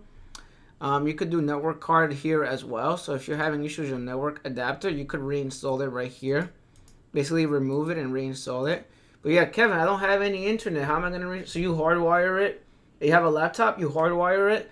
You go into wireless adapter, remove the wireless adapter, but leave it hardwired, and then let it reinstall the drivers again. That's the right way to do it. Or go to the official Dell website or HP, whatever website, and fix it that way. So the device manager is actually something really useful. You could here you could deal with printers as well. You could remove it here as well if you're having issues with printing. Device manager as an admin, if you want to open it up as an admin, I think it's like CMD, and you do. Actually, you won't even have to do CMD. So I'll show you what I do. Usually when I need to get into something as an admin, I see as this device manager, and it just gives me the option to open. Doesn't really have the option to go as an admin, like the way I've been doing stuff on people's computers.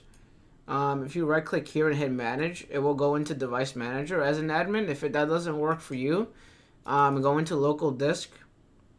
Go into program files. This is the way I do it. I know this is like a lot of extra work. Sorry. Windows, yeah. And then go into System 32. This is if you're trying to run as admin and you can't run as admin at all for some weird reason. Alright? So you go here and see where it says device properties, device dev, right? So you wanna run as admin, right? On the computer. I do it this way. So you do COMP, right? And then you right click on it, hold shift and right click, run as different user, and then run as admin. That's the way I do it. I usually go into the System 32 on the local computer and then run as admin. I don't know if you learned, or maybe it's something. Maybe I'm teaching you something new. That's the way I do it. Another issue you will encounter with Device Manager is, the graphics card. Maybe a graphics card is not working. Maybe they're having issues with a display because of the graphics card. You might want to go into Display Manager, Display Adapter, and you might want to roll it back. So you go into Properties on it. You might want to roll back the drivers. That might fix that problem. You might want to uninstall it and reinstall it. That might fix that problem. You could also try a different slot on the computer. Maybe there's a different slot on the computer. Maybe that's the reason why it's not working. Another issue you will encounter, because we're going into monitors, you might have two monitors and they might not show on the second monitor. Maybe your second monitor is not displaying, and it's probably because if you go into the display settings, so you go to display settings, right? Maybe the second one is disabled by default, so maybe you have to detect it, and maybe it's disabled by default. Another thing you might want to check here is the advanced settings on it. Maybe the refresh rate or monitor rate needs to be changed. Maybe you want to change the resolution for someone. They have to go into here and change the resolution. You could do that as well. You could adjust the font size and do a bunch of things here. Put this in night mode if you like. Those are things you will see in this environment. Another issue you will encounter is someone's web browser is not working, so they're going into a website, for example youtube.com, and it doesn't work for them. And the right way to narrow it down is if it works for you. So like you ask yourself this question: does it work for me? Like if I go to this website, does it work? So if it works for you, then they're having a local issue. Does that make sense? Yes, that should make sense, I guess. So basically, I'm not gonna go over Firefox because we don't really use Firefox. I'm gonna go over Chrome and IE. So if you go into the Start menu and you go and type IE, open up Internet Explorer. Basically, I'm gonna make it a shortcut just so I don't have to keep doing it over and over again. So if you right click and hit pin to taskbar, I will make it a shortcut. Go into the little tools tab right here and go into internet options. You might have to delete cookies and cache, and that might fix that issue. You don't know, maybe there's a cookies and cache issue. Another thing you might want to check now that you're here would be maybe the site needs to be trusted. Maybe you have to allow the site in here. Another issue you might encounter, maybe you need to reset IE. Maybe it's not working because you need to reset it. And you want to make sure you want to narrow it down. Like if it works on one web browser and it doesn't work on the other one, basically that means the cookies and cache issue, some sort of issue with it holding down cookies and cache. It's holding down your browser history. So on the issues of IE, you could just reset it. You could clear cookies and cache. Inside of IE as well, you might want to check internet options. So if you go into the start menu and type internet and hit internet options again, if you go into LAN settings, maybe the proxy is set up incorrect. Maybe our proxy is blocking it. Maybe this isn't set up properly. That's something you might want to check. Another thing you might want to check with browsers, I guess in Chrome would be the same thing. In Chrome, you go into the little three dots. You go into history, right? Go to the three dots on the right hand side, history, and you hit clear data, and then you just basically clear the data. You're still having issues? Restore to original default. Clean up computer. Use hardware acceleration available. Maybe uncheck that if they're having issues with slowness on Chrome. Reset and clean up. Maybe you have to do an update on it. So you do help. You do about Chrome. It might make you update it. If it's up to date, then that means you're good. So those are things you might want to check. Also check your extensions as well. Maybe an extension is causing it to crash on Chrome, because some people have Chrome browsers and stuff like that. Now, if none of that works for Chrome, this is going over Chrome, not IE. IE, you can uninstall the Windows Update for IE and then reinstall it again. So basically, you uninstall IE through a Windows Update because it has a Windows Update on it, and then you basically install it again. So sorry about that. Going back into the video, I closed out my tab by accident. Yeah, so going back into the video, is this the same video?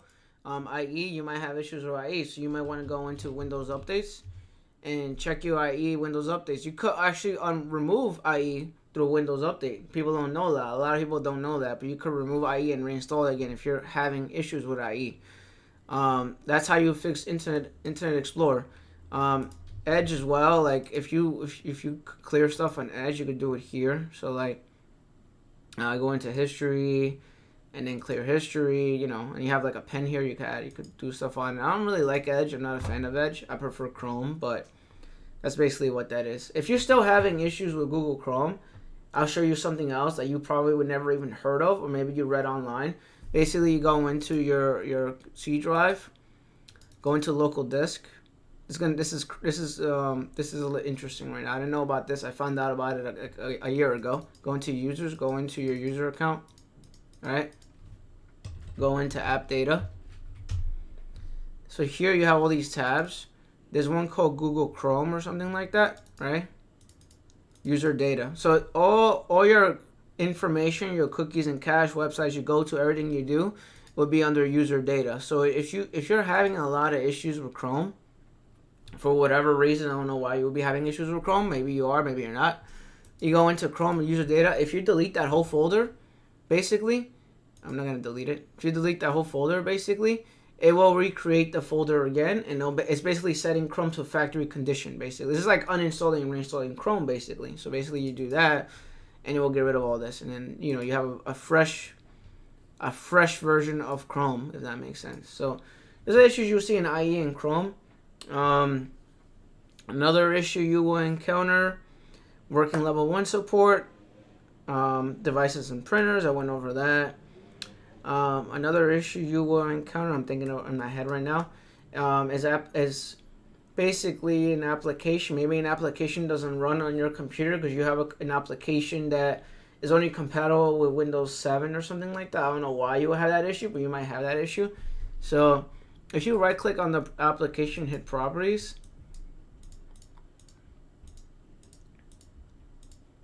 show you what I'm talking about right now.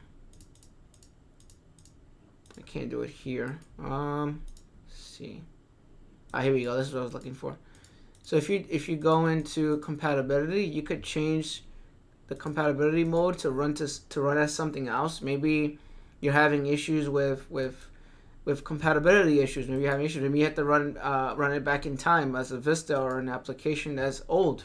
Basically, that's an issue you will encounter in level 1. I know that sounds crazy, but that might be an issue you might encounter. You don't know. Talking a little bit of everything. Maybe you're having an issue where the computer is slow, so you might have to set it to max performance or best performance. So you go into your start menu again. You go into system.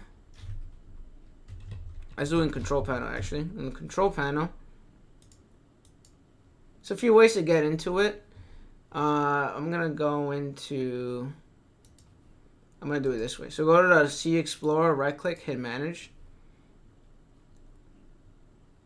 No, not manage. Sorry, right click on this PC, hit properties.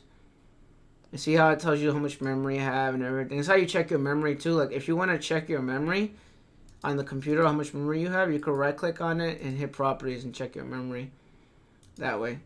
If you still want to know more information about it, you go to the bottom left hand side start menu, you type system information and it tells you more about your BIOS. If you still want to know more information about your computer, you open up CMD and you type system .info. I think it's sys.info.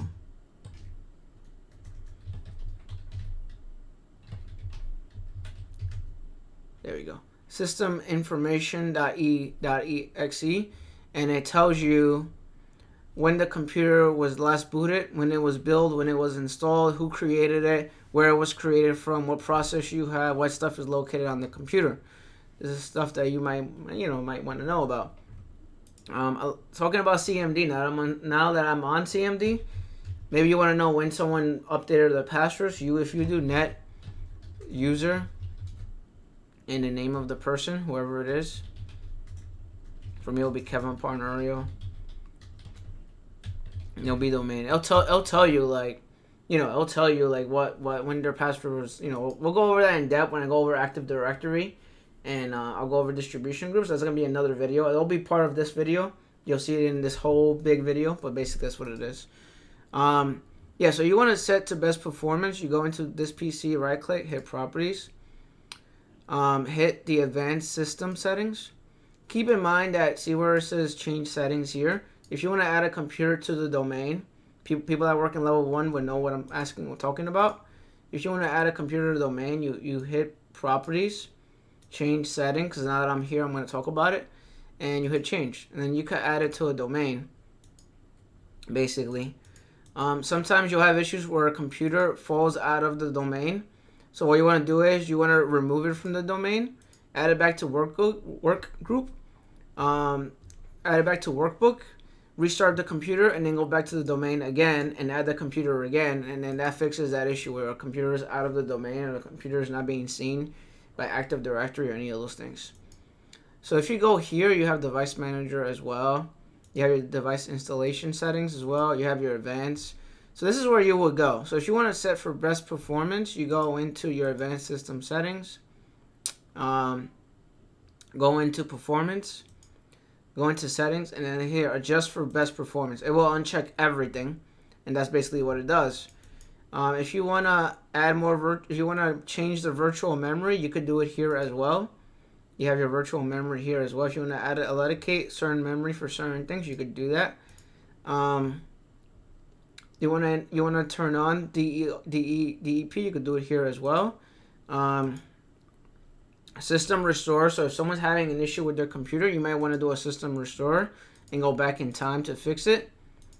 On Windows 10, this is a Windows 10 thing.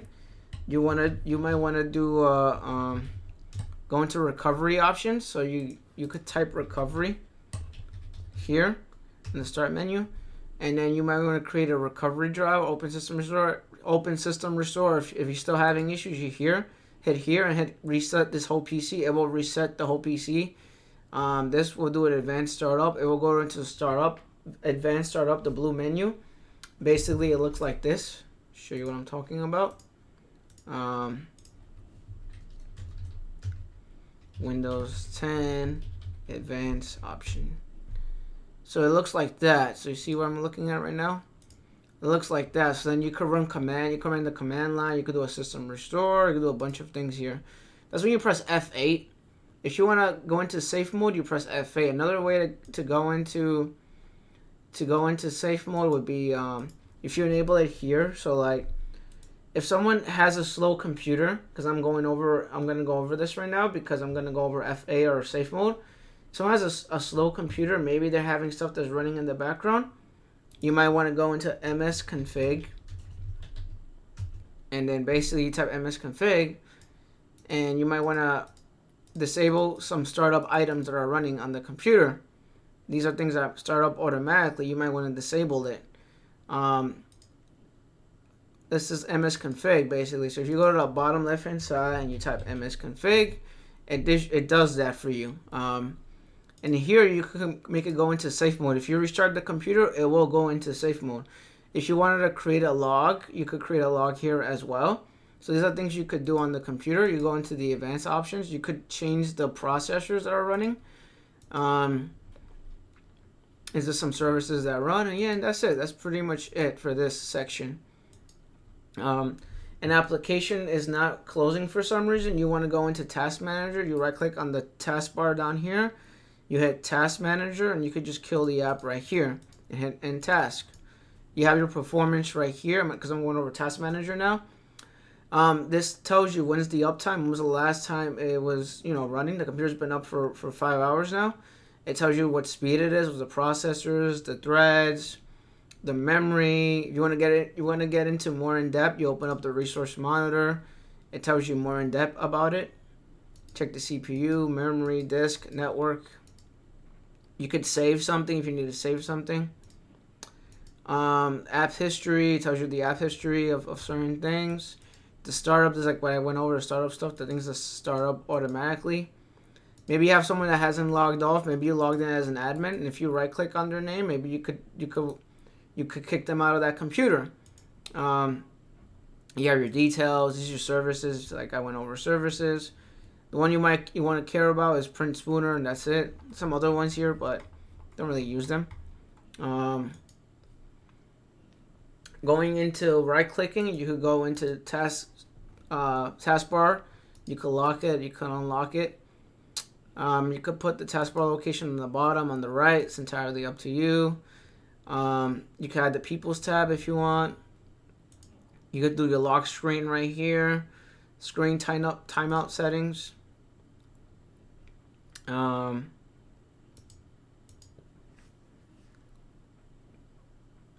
Stuff that you might care about would be maybe the background color. Maybe they want to change the background color. I don't know. I'm just guessing. Maybe they want to add it when they change the color of the task of the start menu and stuff like that. You could do it here. Another thing you might encounter or might want to change is all this. See how I have all this here? It's because I removed some stuff. So if you do show task view again, I kind of that. The Cortana bar, I hit it, but you could actually show it again. So it's back there again. Maybe some people might want it. You could add toolbars here as well. So you got a new toolbar. You could add that as well. And maybe you want to show touch keyboard buttons. Maybe you want to do that. I don't know. Maybe you want to enable that for some reason.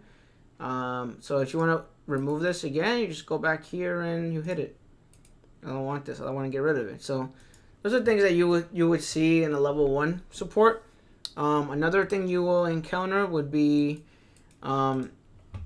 you should be aware of is event viewer. So if you go to the start menu and type event viewer, here you could check the logs and see things that have been done on the computer. You could check applications of stuff that has been crashing. You could check that here as well. Maybe you want to see what happened. Maybe it's a security issue. Maybe an application. Maybe something happened in the system that you might want to check. You don't know. So you create the logs right here. Another thing you should be aware of, and we're talking about that, is task scheduler. So if you go to the start menu and type task, open up task scheduler. You might want to create a task. Maybe they want to create a task that starts every time they log into their computer. You could do it right here. This is what task scheduler does, and this is what it is. Another thing you might want to care about, maybe the administration tools. So if you type administration tools, these are all the things you could do on the computer, and I'll go over them one by one. This, don't worry about. This is computer management. I went over this already. In another video, I'll go over it right now, I guess. So task scheduler, like I said, for task, events, share folders. Maybe you have sessions open for a folder. Maybe someone wants to remote into this computer for some reason. You gotta add them to remote desktop users, which I'm not sure if this has it. Performance, background, yes. Remote desktop users allows you to remote into the computer. You have to be added. You have to be part of that group, otherwise you can't do anything. Here as well, you can right click here and add a new user or create a new account. You have your performance, device manager. This is disk management. If you want to partition certain disk, you'll install a new hard drive. You want to partition it, you can do it here. You could change the letter of it. You could format it, shrink it, delete it. That's basically what that is. These are your services. Again, I'm not gonna go over that. This is if you have a slow computer, you want to defrag the disk, you could do that. You could optimize it here. Disk cleanup, if you want to clean up your computer, disk cleanup. So that's basically equivalent to this, where you go into this PC, right click on it, hit properties, and put disk cleanup. So this allows you to clear out your computer. So if someone has an example of that, if someone has a slow computer and they're low on disk space, it's because you got to clear out the disk space. So maybe you got to go into here and delete all that. And then maybe they have stuff in the downloads folder. So if you have a download, maybe they have a bunch of nonsense in the downloads folder for some reason. Another place you want to check would be the temp folder. So if you go into appdata again, if I could type, go into appdata again, right? Local. This one called temp. So maybe you gotta delete all this and create space for them, and that's the reason why they're low on disk space. You have your event viewer. I'm not gonna go over this. I went over print management already. Registry editor. If you wanna see what someone has on their computer as far as shared drives are concerned, you go into HKey current user network, and it will show the shared drives that they have. If you wanna see who has access to what shared drives, you do it that way. The other way to do it is if you go into CMD and you type net use, and it'll tell you, like, it'll show all the shared drives that are available. I can't do it here, but basically that's what that is, net use. If you want to do it remotely, like connect into someone's registry and see what shared drives they have here, you could go into file. You go into connect network registry. You look for their computer. So you look for whatever the computer name is, and then you connect to it from here. You can do it that way as well. You have your services, the system information, which is what I went over, system configuration. This is your Windows Defender. So if you want to allow inbound and outbound traffic, you do it here. Maybe for some reason we're blocking a certain port or a certain traffic from going in and out, you can do it here. You have your Windows diagnostic tool. Basically, it checks this for bad sectors of the memory, of memory RAM. You can do that here as well. Another issue you will encounter when you have Windows 10, it's a dumb issue. it keeps opening on Edge. So you might have to go into here and do open with, choose another app, and then set this as the appropriate application to open the file with. That's another issue you will have.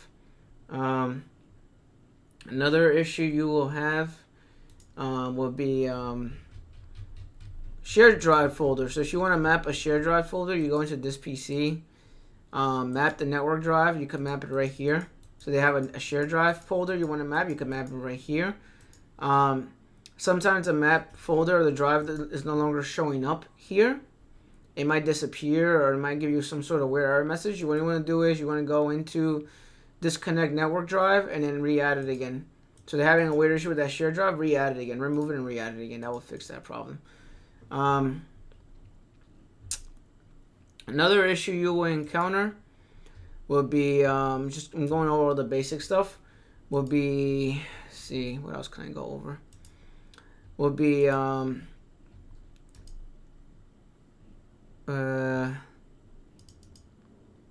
maybe they want to, maybe they want to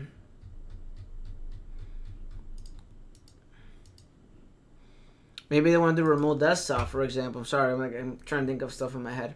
So if you go into remote desktop and you have someone that's trying to remote in, and for some reason they're not able to use all the displays, it's because they have to go into show options.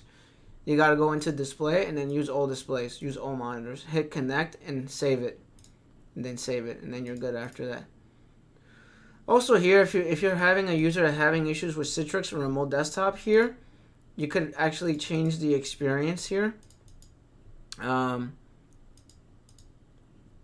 You can lower the quality of it, so that if they're having like really bad experience with remote desktop, you could lower the quality of it. You could change stuff here as well, and that's basically it. So something that you might want to know or be aware of. That's basically it, and that's basically everything of Windows 10, I guess, or Windows 7. Things you will encounter in Windows 7, Windows 10. Now that I have you here, because you need to know a little bit, you need to know everything. You're doing level 1. I'm gonna open up my Mac machine. I'm gonna go over that now. So it should open. It's gonna be a little laggy, but it should open. So I don't even remember the password on this thing, in all honesty. So that's opening. So basically, yeah, all level 1 things you will encounter is all that. Your computer, you know, the computer might need, you might want to turn BitLocker on. You can do that as well here. I want to go with shared drives. I'm not gonna go over that, but here not in this video, I have when I make the other one Active Directory, I'll go over that because it's all the level 1 things you should know and be familiar with. I went over Excel. I went over a couple of different things. Now I gotta go over Mac, because some people that work level 1 are not even gonna touch Windows. They're gonna touch Mac. So I might as well go over Mac and Windows while this is trying to load. And it's loading. Awesome. So we are. Oh shoot! I don't know what my password is. I haven't been on this in forever. So we are opening Mac Catalina. So for a Mac, for people that work in Mac or do Apple stuff or whatever, I'm gonna open up Terminal, right? You wanna know what your IP address is? You type ifconfig. You could ping here as well, google.com if you want. You see that my network card is working, right? When people are having issues with the network card, mine is working. So the start menu is on the top left-hand side versus the start menu is on the bottom left-hand side for Windows. Stuff you should be aware of is Task Manager, which is force quit. You want to quit something, you can close it right here. Force quit. Another thing you might be aware of is Finder. If you have Finders, you have your preferences here. You have a new folder if you want to create a new folder. You have computer, you have home, you have your applications here. You can play chess here if you want. You have your applications here. You have TimeMachine. So TimeMachine is like the equivalent of System Restore.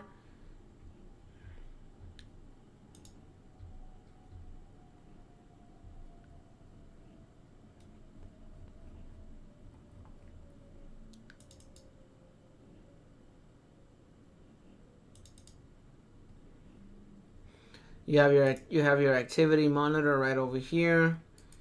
This is like this is like your task manager for Mac basically. And if you want to force quit something, you can do it here. You could kill it. You have your bootcamp assistant. If you're trying to add Windows 7 or 10 to a Mac machine, you can do it here. If you want to do first aid or disk utility, you could open this here. First aid will basically would check the error. It's like SFC scan now. Basically, you run it and it tries to fix the bad sectors of the hard drive. That's basically what that is. KeyChain is where your passwords are stored on a Mac machine. So if you want to know if you were looking for passwords, you could find them here. That's basically what that is. This is your system information. If you want to know information about your computer, you can check right here what it is. It says 8 gigs of RAM. Stuff that you should care about is Safari. If you're having issues with Safari, you might have to reset it or something like that. You have that here, you clear history. You clear history in Safari. It's a cookies and cache issue. You have your preferences here as well. If you want to do certain things, you can do them here. You have your tabs. Passwords, if you have passwords here, you could remove them. You could change the search engine to something else. Security, privacy, websites, extensions, advanced. Maybe you care about your bookmarks. You can import, export your bookmarks, which I didn't go over that in Chrome. In Chrome is the same thing. You go into tab, go to bookmarks, bookmark manager. You want to import your bookmarks to a new computer, you could do it here. You could create file tabs and then export them into another computer, another browser. You do it here. Basically what this is all this. Bookmarks, history, and then that's it. That's pretty much everything here you will encounter. And then you have your system preferences. If you want to create an account, you go into system preferences, user accounts. You create another account here. You have to uncheck it first. Unblock. You can create a new account if you like. That's entirely up to you. It's a standard admin account. I'm gonna lock it down again. Spotlight is to search for certain things. Is this like your start menu for searching stuff? So like, if you can't search for something, you want to look for something, it's up here. So if you want to search for system preferences, it actually opens it up. It's really smart with it. It tells you where it is and it tells you how to open it, basically, where to open it from. You have your extensions here.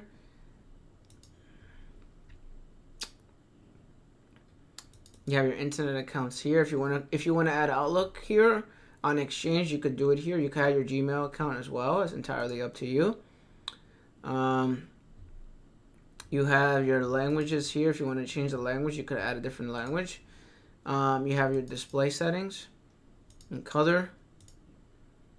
Energy save. If you need to save electricity, you can do that so the computer is asleep. This is the same as it's like power options. So like an issue you will encounter with laptops, only on laptops, is turn off display set to 5 minutes. Turn it off. Turn it off. There'll be a tab here that says choose what you want to do with your lid, and you just set everything to turn off, turn off, turn off, turn off. Never, never, never, never, because people will close the lid under a laptop, and then for some reason it turns off or shuts down. It's because the setting is set up that way. If you set it to do nothing or never, then you won't have that issue. So you want to select that. It's always like it's a power option thing. Also in power options, keep in mind that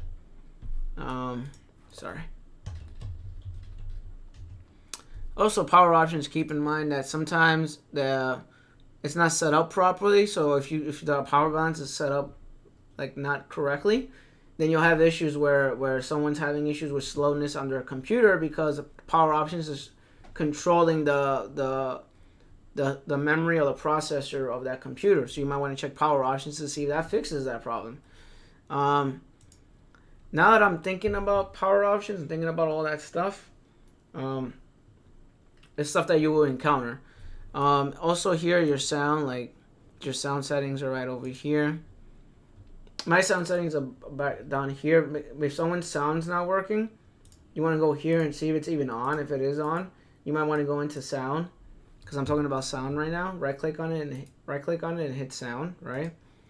And then go into playback and see if there's a default sound, and you might have to set it as the default sound because it probably is not set up.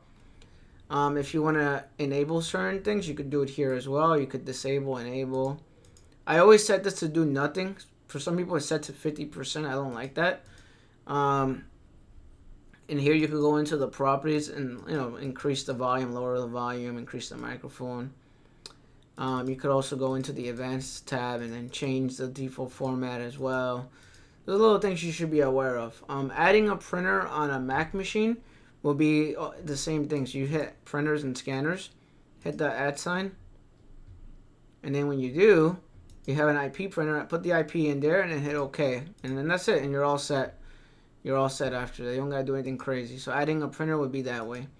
You can do your keyboard settings as well. You have your mouse here, security and privacy,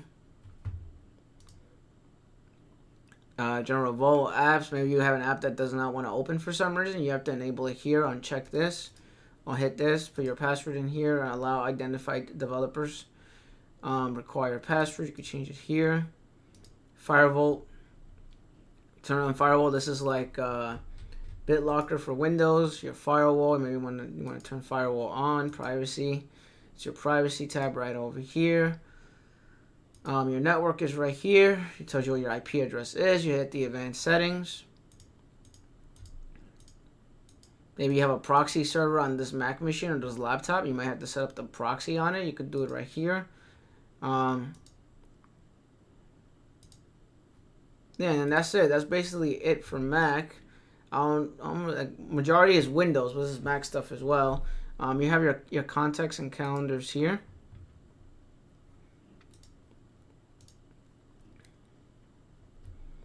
And that's pretty much it. I'm going to shut this down. So that's everything on Mac. I'm not going to go over it in depth, but there's some people might see Mac in their environment, may not see Mac in their environment. I don't know.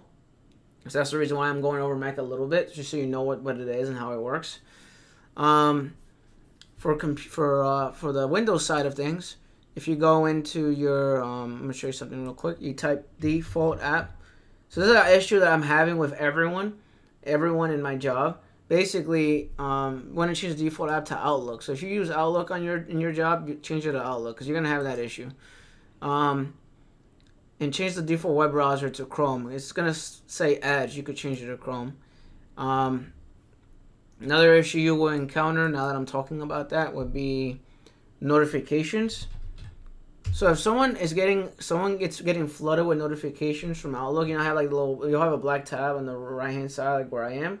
And the Outlook email right there, you want to get rid of that notification. You can get rid of it here. Outlook's not here, but Outlook would be here. You go and check it. Another thing to keep in mind is just start menu, type microphone. Another thing you want to keep in mind is allow apps. So you have certain apps you want to allow. The domain. Show what I'm talking about.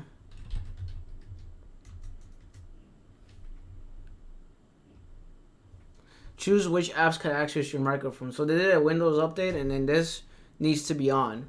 So maybe your Mac's not working, maybe your app's not working. It's because this needs to be on, and you have to allow it on certain applications. It's an issue that you might encounter. I'm just letting you know right now you're gonna encounter this issue. And then that's it. That is that everything for Windows 10? I think that is everything for Windows 10. I just went over Outlook. I went over Excel. Yeah, that is pretty much everything. With that being said, I hope you guys have a great day. Stay tuned for the next video. I'm making a bunch of videos. I'm adding them all in one. All right, take care. Bye. Yes, I'm back again. So I realized I didn't go over MMC. I'm gonna go over that real quick, and then I'll go over Active Directory. I have my server 2019 open right here. We're gonna go over that in 2 seconds, because this is everything you need to know of level 1. So if you'll follow me along, I am doing videos on level 1 stuff. You're gonna see a lot of videos with me going over the applications, and then you'll probably see videos of me walking, actually physically walking and going over something like hands-on. So MMC is something that you should be aware of if you're working level 1 support, because sometimes you may have certificates that you may have to remove or install or run over. MMC is awesome because if you just type MMC, the Microsoft console, you do file, you do add snap-in, you can add your certificates here. If you want to add a certificate, you can do that here. You can add shortcuts as well, like local users and accounts. You can add your share folders as well. If you have anything you want to set up, this is usually what I use it for, how I use it. You have group policy as well. You can add it here as well. So now you have all these things, right? The certificates are important because maybe you have a certificate that on a laptop that is not running right, and you might want to get rid of it. So you could remove the certificate here and add it again. This is to create shortcuts, and then once you do save as, you could save this console on your desktop if you like. That's entirely up to you. I just wanted to go over that real quick because I missed it in the other video, and you probably are going to use that in some shape or form. So going back into level 1 support, you have to understand Active Directory, DNS, group policy, and a few other things. And this one is more of a simple video on Active Directory. It's as simple as possible, nothing crazy. So usually if you work for a large company, the server's already configured and set up. So you don't really got to do much. All you got to worry about is account creation, creating groups, creating security groups, and actually creating the account. So today we're going to create an account, and we're going to add him to groups. We're going to add him to distribution groups. That's basically what we're going to do right now. So the things you want to care about, if you work in an environment with IT, you want to know what object to move the computer to, because depending on what tab they're getting moved into, you might have certain policies that are in place that maybe some people they're allowed USB flash drives, maybe some people are not allowed USB flash drives, maybe some people are in this group and they're not allowed to go on certain websites, things like that. So in your company, you want to ask them when you're moving the computers or creating the computers, what group, what folder or subfolder do you want them to be moved to? Same with the user account as well. You have to move it into a certain subfolder. So let's create an account. So we're gonna go into here. Let's just pretend that for some reason we're doing level 1 support and we need to create an account. Someone calls you from HR. I need you to create an account right now. This person starts on Monday, and I need you to create the account. So what you do is you right click on it, you hit new, and you hit so you have computer, contact, group. We're gonna hit user. So now you want to create the user. So we're gonna create a user. We're just gonna call it for example, we'll call it Jose Luis or something like that. I don't know, right? So for some companies it's different. Some companies have the first letter of the name and then the last name as the username. I'm not sure how your environment would be set up, but this is how we set it up. So we're gonna say J Lewis. So you're gonna hit next. Here you have the option. If you want the password to never change, you could check that here. If you want the password to never expire, you could check that here. And this is like change password at login. So as soon as they log in, they get prompted to change their password. So for this one, I'm gonna put capital W welcome 1, capital W welcome 1. Hit next, next. So now the account is created.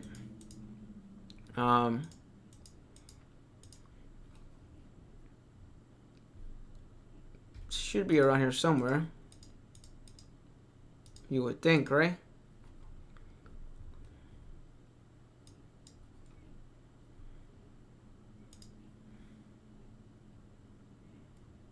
So now the account has been created, and can't find him. Let me see.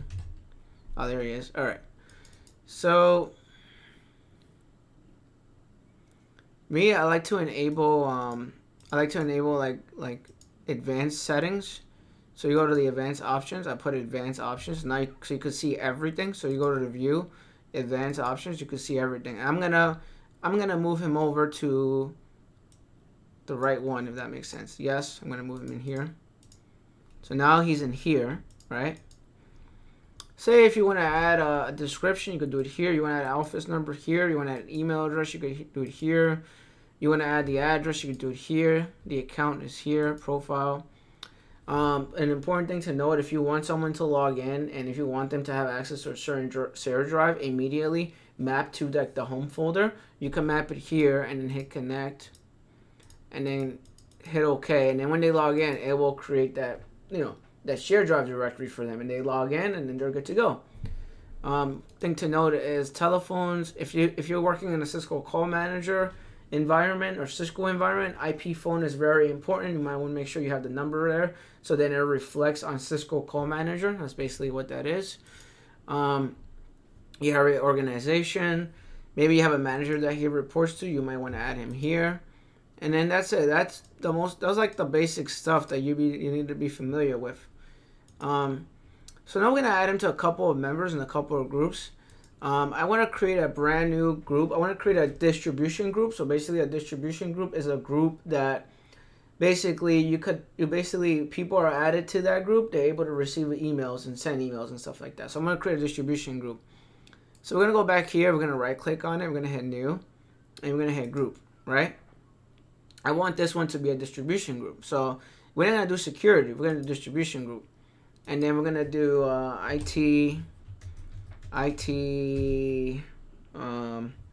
legal. Hit OK.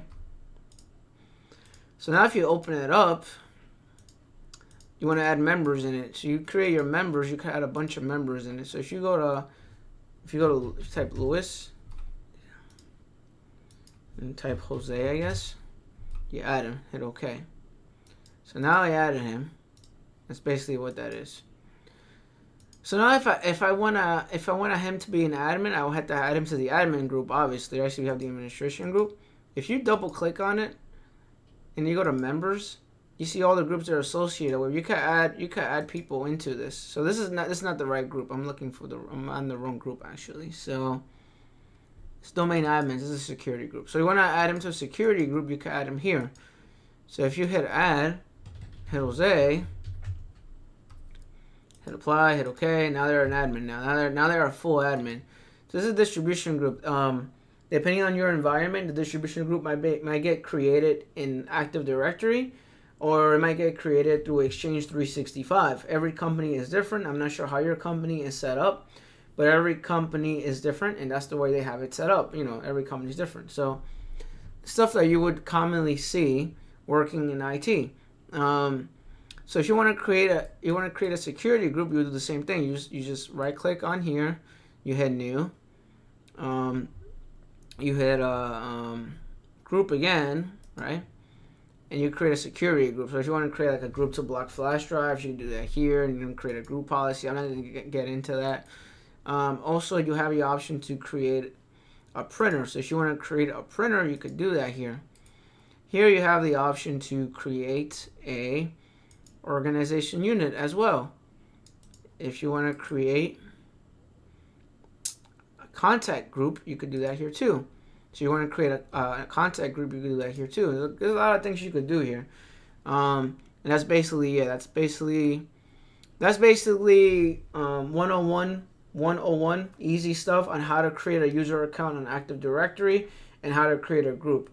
I'm gonna go more in depth in this, but I want to just show you the basics, and I'm going to go over in depth. So stay tuned for the next video, all right? I'll talk to you. Peace. Bye.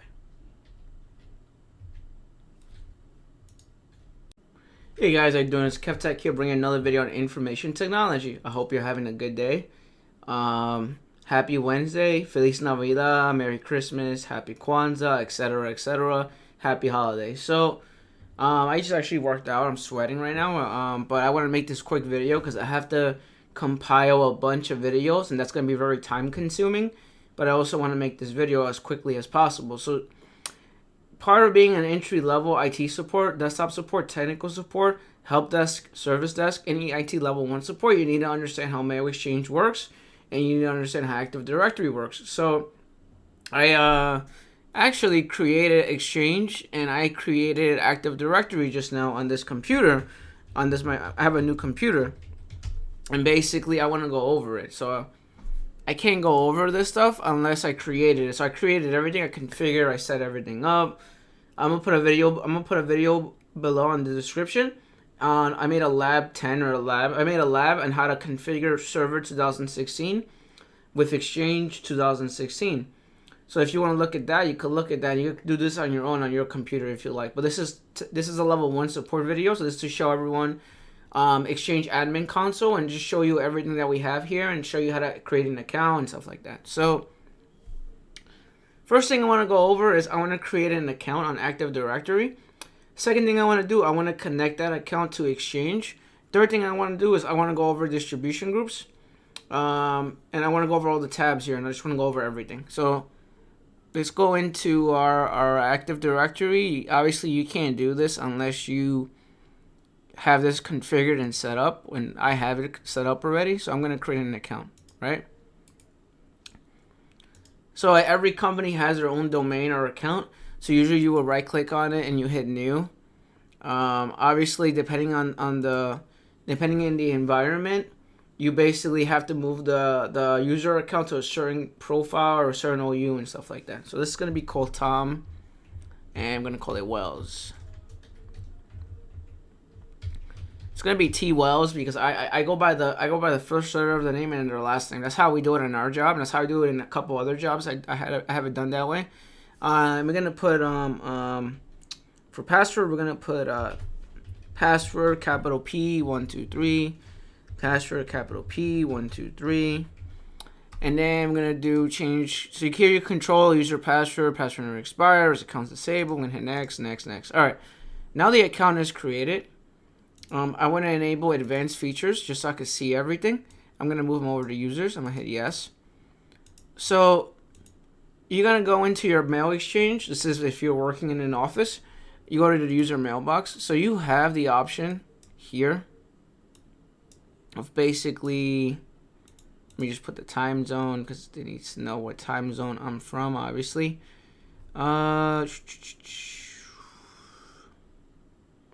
Eastern time, save. All right, I'm going to open it again.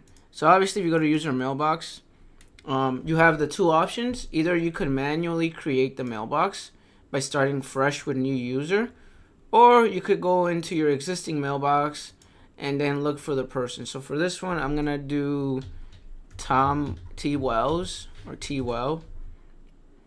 I'm gonna hit browse. You might not even have to create the alias because it's already there. So you're just gonna hit browse. It should show up by default. And then you hit more options, and then you have your mailboxes right here. Obviously, like I gone over this before in other videos, depending on where you are, if you're gonna pick a mailbox, it has to be the one that's located in your local area. So like if Tom is in New York, you will click on a mailbox that's from New York. You won't put him in New Jersey. You won't put him in Zimbabwe. You won't put him in London because it makes the mail exchange or it makes this email account very slow. So you won't do that. You'll connect to New York, if that makes sense, because he's from New York. So then you hit OK. And then you hit a policy. If you have a policy created, you hit save. So it should work. So now that I created this, stuff that you need to care about on Exchange are these things. So you need to care about voice, phone voice and features, depending on your environment. If you have Cisco Unify enabled, if you have Cisco Call Manager on your end, on your company, basically you click here, the mailbox exchange, and then this is where you would set up a PIN for their voicemail or their phone. So when they go into their Cisco phone, they actually able to actually set up their PIN or their voicemail on their phone. So that's the reason why this is here, this phone voicemail and feature. Another thing you need to care about is mobile devices. So every time someone adds an email for the first time on a company email, so like if I were to add Kevtech local on my phone or any device, I guess, and a company issue phone, you gotta add your email. Once you add your email, you will go into view details. You will see the device here. You can either allow it, you can either block it, or you could wipe the data on it. Because once it's added here, you could wipe the data or you could delete it. And you have your default mobile device policy. So you have different kinds of policies that you could create on Exchange if you have like MDM, mobile device management, or if you have mobile iron, you use MOS 360, you use any of these other applications. So it's something you need to be, familiar with. Email connectivity. If you want to disable Outlook on web, which is webmail, which is right here. This is actually webmail right here. I want to go over that afterwards. And then you have the option to move it to another mailbox. So maybe you have 2 servers, one in New York and one in New Jersey, and you want to connect them to the New Jersey one because you're testing like disaster recovery, penetration tests, or you're basically shutting off everything in New York and then trying to replicate it in New Jersey. So you will move them over to New Jersey, or maybe I'll give you another example, which maybe this will happen to you. Maybe you have a user or a client or a person that used to live in London and now lives in New York, and now you have to move their mailbox over to New York because they were in London. So you have to move them from server A to server B and then make sure everything replicates over to New York. And that's another example. So I definitely have to go over that because obviously you might see that in your job. So we're going to go into more details, open this up. Just like little things we're going to go over, like this: first name, last name.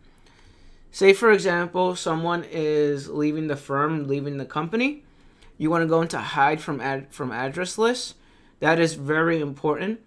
This is very important because, if they leave the company, once you disable their account, they might still show up on the address book for Outlook, and you don't want them to show up anymore. Or HR does not want them to show up because they already left the firm. Why would you want them in the address book? It doesn't make any sense. So you do hide from address book, and then you hit save changes, and then that's it. That's all you gotta do. And then that's it. And then we have your mailbox usage, more options. So here you set up the daily quote of how much they should have on their mailbox. Like there's a certain quote of mailbox data you want them to obtain or have on their mailbox. You can set it up right here. Here you put in their contact information, their zip code, where they work, country, etc., etc. Here you can put their title. So then when you look for them in the address book, their title will show up, what company they're from, what department they're from. And then here you put their manager. So if you have a manager they report to, you can add it here. Here is your email addresses. An important thing that you should note about this. Sometimes you have, this is level 1 support again. So sometimes you have people that work in the company that they don't like the way their name is showing up on the address book, on the email. And they're like, oh, my name is T Wells. I don't want that. I don't want them to see my name as T Wells. I don't want my reply email address to show up as T Wells. Why don't we just put the full name, tom.wells@kevtechlocal.com or whatever, at kevtech.local or whatever, company you have or whatever company you're working for. They want you to change the name of it. So you can do that here. So if you hit add, and here you could add a new one. So if you could do like you do tom.wells, show you what I'm talking about. So tom.wells at kevtech.local, right? See if it lets me do it. Yep, and then that's it. So you could add another alias if you like. It even tells you right here, you could add and change the delete email address associated with the user. The user's primary email address is displayed in bold. So if you want to change this one as the main one, it actually gives you the option to do that. So you have to uncheck this. Check that. You have to uncheck that. Let's see. Show you right now. There we go. So you uncheck this in order for you to set up the reply email address. Is this one. So I want to make this the reply email address. You hit OK, and then you hit save, and it should work. So now it just updated it. So once it updates, it takes it could take 24 hours. It could take 2 days. I don't know how. It depends where your company is and where the server is located. It could take maybe 10 to 12 hours. It could take 3 days. It could take 3 hours. It could be right away that it works right away. Every company is different. But then the email address, when they show up, when you look for someone's name, username, and password on the address book and on Outlook, that email address will show up instead. So that's basically what that is. So that's how you would change someone's email address. So like they're like, oh, I want my email address to be, I don't know, first name, letter name, first name, last name. You change it there. So like here you would change it. So Like I said, I'm going to go over it again. You hit the edit button. You could change it to something else. If you want to add more addresses, you could do that here. And you can make that the reply email address. And then basically, that basically is a shortcut for their email address. Basically, they want that to be the main email address that they want to use if people reply to them or email them and stuff like that. And you could keep adding multiple ones here. You can add as many as you want, basically. So, we got our mailboxes. So, you have your share policy, role policy. By default, it will be default role. We went over all this already. You don't really care about this. The only thing you should care about is mail flow options. Basically, you could enable mail forwarding here. So if you want that email to be forwarded, like for example, I'll give you another example. Level 1 support. Say for example, they're an important, like an SMD. They're a director, they're a manager, they're an owner of the company, or they recently dropped from the company, they're CEO that recently dropped from the company, and they want their email address to get forwarded to something else. You could do that. So if you wanted it to get forwarded to somewhere else, you could do that. You could set a maximum recipients as well, like number of recipients allowed to CC, BCC on this email address sent by this user. So you could do that. You can even deliver messages to both forward address and mailbox. So basically what that means is, if you pick another mailbox here that it forwards over to, basically it creates a copy of it and gives it to your mailbox as well, the current mailbox you have. So it sends it to both mailboxes, if that makes sense. So this is something you might want to look into, or you care about. So that's why I'm going over it. That's something you should know for level 1 support, because someone might ask you like, oh, I don't use this email address or this mailbox anymore, or I want my emails to forward to a specific mailbox for HR, or I want this certain mailbox to forward to this account. So you could do that with that feature. Another thing you need to care about is distribution groups. Here it will show you which groups they're added to. You have your mail tip, and you have your mailbox delegation. So if you want someone to, it even tells you what it means. So if you want someone to send as permission allowed delegate to send email from this mailbox, the message will appear saying that this is sent from this user's mailbox. If you want them to send on behalf of you, and basically that message will not pop up. It'll be as if you're the actual owner of the mailbox. You put them on the send on behalf instead of send as, if that makes sense. So if you want someone to send on behalf of you, you put them here, so then they can send on behalf of you, and then the mailbox or the email will come in as if it was you that was sending it instead of them, if that makes sense.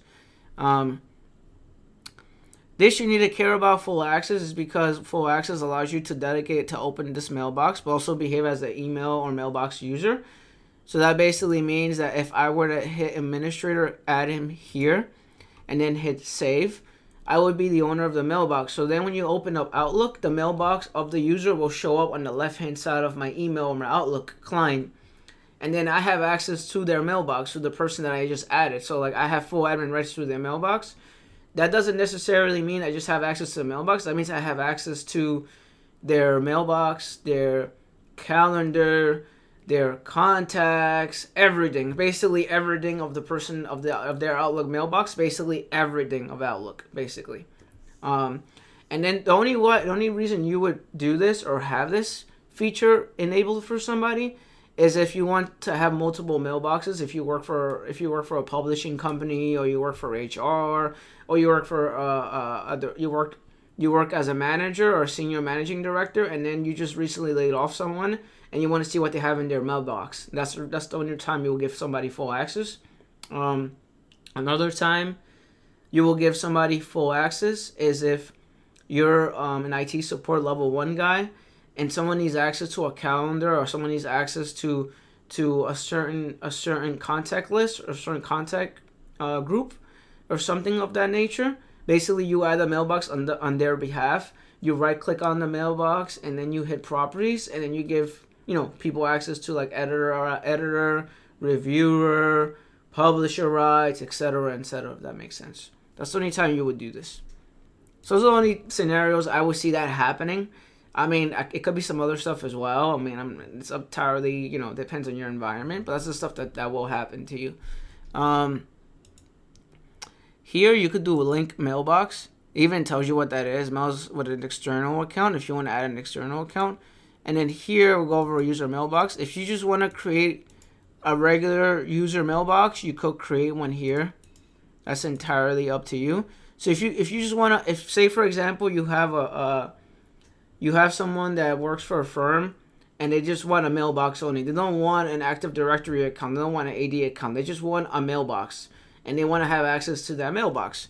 You would do that here. So you would create the mailbox here and then hit save, and then you go into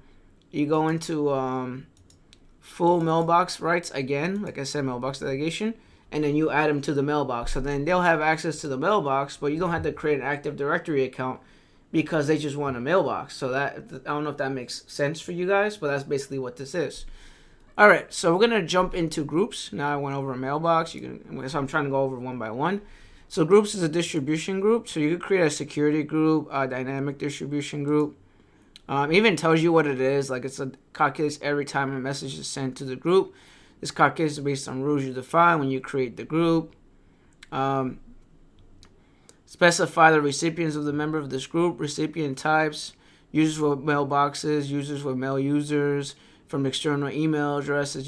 So basically you create a rule here, you add a rule. That's entirely up to you. You could create a custom rule and stuff like that. So this is basically what that is. This is not really used, honestly, a lot. Like, you should care more about security groups. This is a mail-enabled security group that could access and distribute messages and assign access permissions to Active Directory. You should care about security groups, and then you should care about distribution groups. So we're going to create one right now. So I'm going to call it IT support, right? And then we're going to call it IT support again. And then I want to put it somewhere. I'm going to put it in Microsoft Exchange groups right here.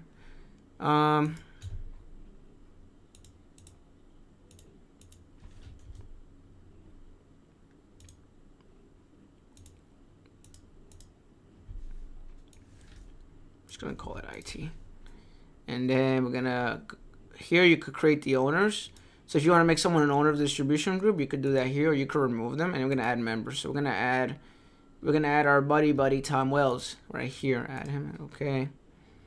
And then when you create these distribution groups, you want to set it as closed, because then other people could start adding themselves. You don't want that. So if you create a distribution group for someone in your office, your firm, your company, you want to create it as a closed group, because if it's open, anyone could join.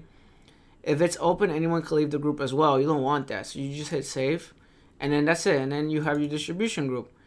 The only thing you should care about this is if you want to hide it from the address book, because they show up in the address book. Once you create the distribution group, it takes maybe 3 to 4 hours for it to replicate across the whole system, or it could take a whole day. It depends where you're located. Again, I'm going over location because that's very important. You might create this distribution group for somebody in Europe, and it might take them like a day or two for it to show up for them in their system. You don't know. If you create a distribution group and say, for example, that they no longer need it, usually I don't recommend deleting distribution groups unless you have a probable cause for deleting it. I just hide it from the address book. Just like mailboxes, you can hide distribution groups to the address book. So then you hide it. You have your owners here. If you want to add another owner to it, you could do that. Membership approval. Like I said, leave everything closed. Delivery management. This is very important, because if you have a distribution group and you get a bunch of like error codes, or you get error codes, or you get like a bounce back from someone that sent an email from a Gmail account to this account and it doesn't work, it's because you have to enable send inside and outside my organization. And that allows this email or this distribution group to receive emails from a Gmail account. So make sure this is checkmarked. If it's not checkmarked, it's not going to work if someone emails you from a Gmail account or an external account, if that makes sense. So if it's an internal account, which is inside the firm, it'll work fine. External, it will not work. You have to allow that first and then hit save, and you're good after that. Obviously, you might need to get approval for that. So you might talk to your compliance, you might talk to HR, you might talk to your manager. Once they approve it, you hit that little check mark and you hit save. You have your message approval. Messages sent to this group can be approved by the moderator. So this is messages that come in. They have to be approved before they go in the actual, before they get sent to everyone in the distribution group. That's basically what that is. Email options, like I went over mailboxes. You could create another email address, an alias if you like, a shortcut or another email address. You could do that here. Part of that as well, you uncheck this again, and basically you can make the reply email address to whatever you want. That's basically what that is. And then you have your mail tip. This is display when sending emails to this group. You could create a mail tip to display when people send an email to this group. Mail tip could be a maximum of 175 characters. And you have your group delegation. You can send as again and send on behalf. It tells you what it is. Obviously, you put someone send on behalf. If you wanted to send on behalf of the group, you wouldn't do that one. You want to do send as if you want to see who sent it from what group and stuff like that. And you do send as permission. And that's basically it for mailbox and groups. I want to go over resources now. So, tells you what it is. Resources is a room mailbox. So if you want to create a room mailbox assigned to a physical location, you could do that. A room mailbox will be used on calendars. So if you want to book a room or a calendar, you could do that here. So you create a room. Like I call this like the 11th floor, for example. 11th floor, New York. And then I'm going to do a 11F, right? And we're going to put it in here. Location, New York. I'm going to leave the capacity off. Obviously, you're going to pick the same mailbox. It's located in New York. You can put a policy if you like. And then you hit save. It should work. So basically, now you created a room. This is why we creating rooms. Rooms are created if you have an office that has multiple conference rooms, and you want to book that room. Basically, what you do is you have an 11th floor room. For example, you have an 11th floor room in your job in your company, and they have to invite that room. Once they invite the room will auto accept it. And if it's auto accepting the room, then that means that room is free, and you could use that room. So this is the reason why you create these rooms, is because it allows you to basically be more organized in your firm and your company, and basically it gives you the ability to control whether or not you're able to use that room or not, if that makes sense. So this is the reason why you would do this. So if you have resources and you want to create rooms for every room that you have or every floor you have in your job, I would recommend doing this. This will make you really more organized, and this basically will help you in a way that no one just randomly just shows up to that room when you're having a conference call and you're having a meeting, or you're having a laptop display, or you're having a company that's from like an example like Deloitte or KPMG, and these big companies just show up, and then you can't just, you just randomly show up to the room, and it's the room's already booked. You didn't check the calendar and it's already booked. This is basically what that's for. So this is the reason why I create rooms. You don't worry more about equipment mailboxes. This is like if someone's bringing a laptop and stuff like that, you could do that here as well. So like if you want to create a one that, if you know someone's bringing a laptop and they're from like a big company, you would do that here as well. So like you could create an alias for that, and you could create one called laptop, and you just put technology or something like that as the alias. And then you hit OK, and then you pick the same mailbox, you hit OK, and you hit save. So now if you don't want that to show up, you can hide it from the address book as well. You can put the department and company as well. You could set it that it automatically accepts it, or you could set it that only delegates could accept it. Certain delegates could accept it. So like only the person that could accept it would be Tom. Tom could be in charge of that. So this is what I would do. Like if I were an IT support guy and I have multiple offices and I have multiple rooms and I don't want anyone to just randomly show up in the room, I create laptop rooms, or I create regular rooms like this one, right? And basically add an assistant to it. So like you have a bunch of admins and assistants, put them in here, and then they're the only ones that are allowed to accept the room and accept the meeting. No one else is able to accept the meeting. That's the reason why I would do this. Allow repeat meetings, always accept, always decline. Put more information here. You could put like before I went over, you could create a shortcut for this. So if you don't want it to be called 11F at Kevtech, you could change it to something else. You hit the edit button, change the name of it. You want to add a reply email address, another type of email address, add it here, and then make this the reply email address. Same thing, mail tab, mailbox delegation. You could do send as, or you could do send on behalf, or you could give someone full access to that room, or to see that calendar basically, and they have access to allow and decline things that go in and out basically. So this is the only time you will create resources, is whenever you need to do any of these things. And I definitely recommend this. I want you to implement this in your job. If you're level 1, level 2 support, definitely this is definitely something I recommend doing, because you don't want people randomly showing up to your room when you're having a meeting. You want the rooms to get booked by default in advance, so people just don't randomly show up. So this is like, I create one for the 11th floor, one for the 12th floor. You might have like 11th floor boardroom. You might have 11th floor conference room. You might have 11th floor, whatever the name you call it, you know. And you tell assistants, please book the room through an invite. Book the room through an invite, and that way I know that the room's, you know, being booked by someone from 1 o'clock to 2 p.m., from 3 p.m. to 4 p.m. And that's basically what this is. This is very important, because this is part of 365. This is part of Exchange, and you should definitely know how this works. You should definitely implement this in your job if you're doing any type of support. So now you have your contacts, and your contacts is, if you want to create a mail contact, you could create a mail contact. And this was basically like a contact that will show up for somebody. So like if I create like my name, Kevin Polinario, right?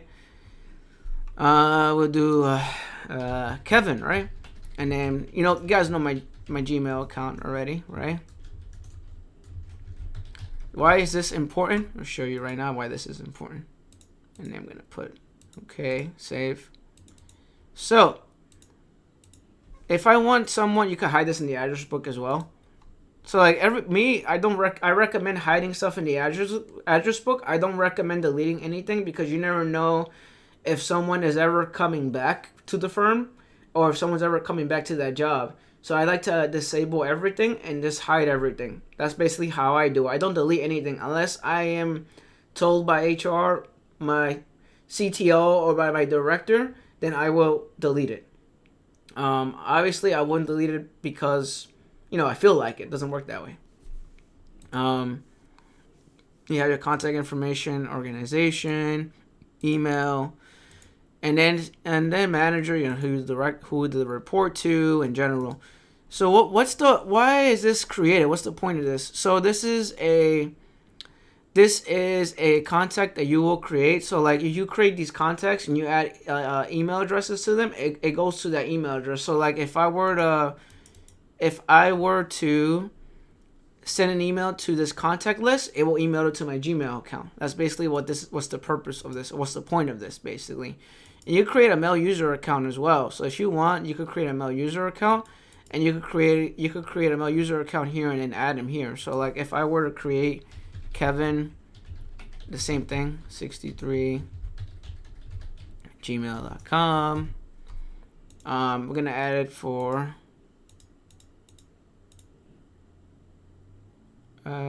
default account, save.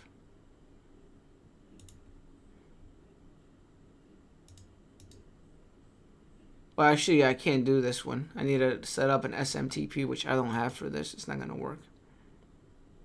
Yeah, it's gonna have to be Tom Wells. It's alright, I'll leave it alone. But basically, you will create this if you want to send an email to a contact account, and that's it. That's basically what this is. You can delete it here. You hit yes. You get a warning sign. If you ever delete any of these things, you get a warning sign. This is share as well. So share is a share mailbox. Allow a group of users to view and send emails from common mailboxes. So our common calendar. So if you have an HR department and they want emails to go to that share mailbox, and they want emails to go back and forth, and they want to send on behalf of that mailbox as well, this is the only time you will create a share mailbox. So this is what it is. And basically, like, if we create one called like technology, right? And you create IT, technology, Technology mailbox. See if it lets me do that. Yep. Created IT. And then I'm going to go into organization unit. Hit OK. Following users permission to view and send on behalf of the mailbox. We'll put top mails on it again. Hit OK. More options. Obviously, you got to pick the right mailbox from New York. And then we're going to do save. And the same thing, you can hide it from the address book if you like. That's entirely up to you. You give someone full access to the mailbox. That's entirely up to you. You get the error message when the person has not logged in or used that mailbox. Contact information, organization, email address. You have your members. You have your distribution group, and that's it. So this is like I would recommend doing this is if you have an HR department and they need to share a mailbox with each other, and they want to send on behalf of the mailbox, then I would do a share mailbox. That's basically what this is for. HR, compliance, I don't know, like maybe a hedge fund, who knows? That's basically what that is. You have your migration. So this is your migration. If you want to move someone to a different database or a different mailbox, you do it here. So if you want to move, somebody, you could do that here. New local mailbox move. And then when you move someone to their mailbox, you could actually import their contact users and accounts here as well. So like say, for example, you have someone that just started a new job and you want to import their contacts from their old job, you could put the CSV file here and import all their contacts into that new mailbox, into that new job. They'll have all their contacts after this. This is where you would do that. Things you should worry about is permissions as well. You have your admin roles and permissions. I am a full admin, so like it even tells you what each one does. So like if you want someone to have Exchange and you want them to have certain access to certain stuff on this, you could do that here. If you hit the edit button, it actually tells you what they have access to. Like you have your roles right here. Like you want to give them access to everything, you could do that.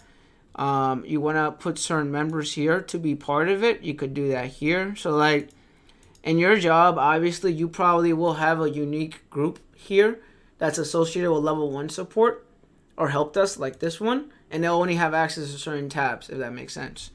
You have your user roles as well. If you want to add another role here, you could do that, and you could customize it.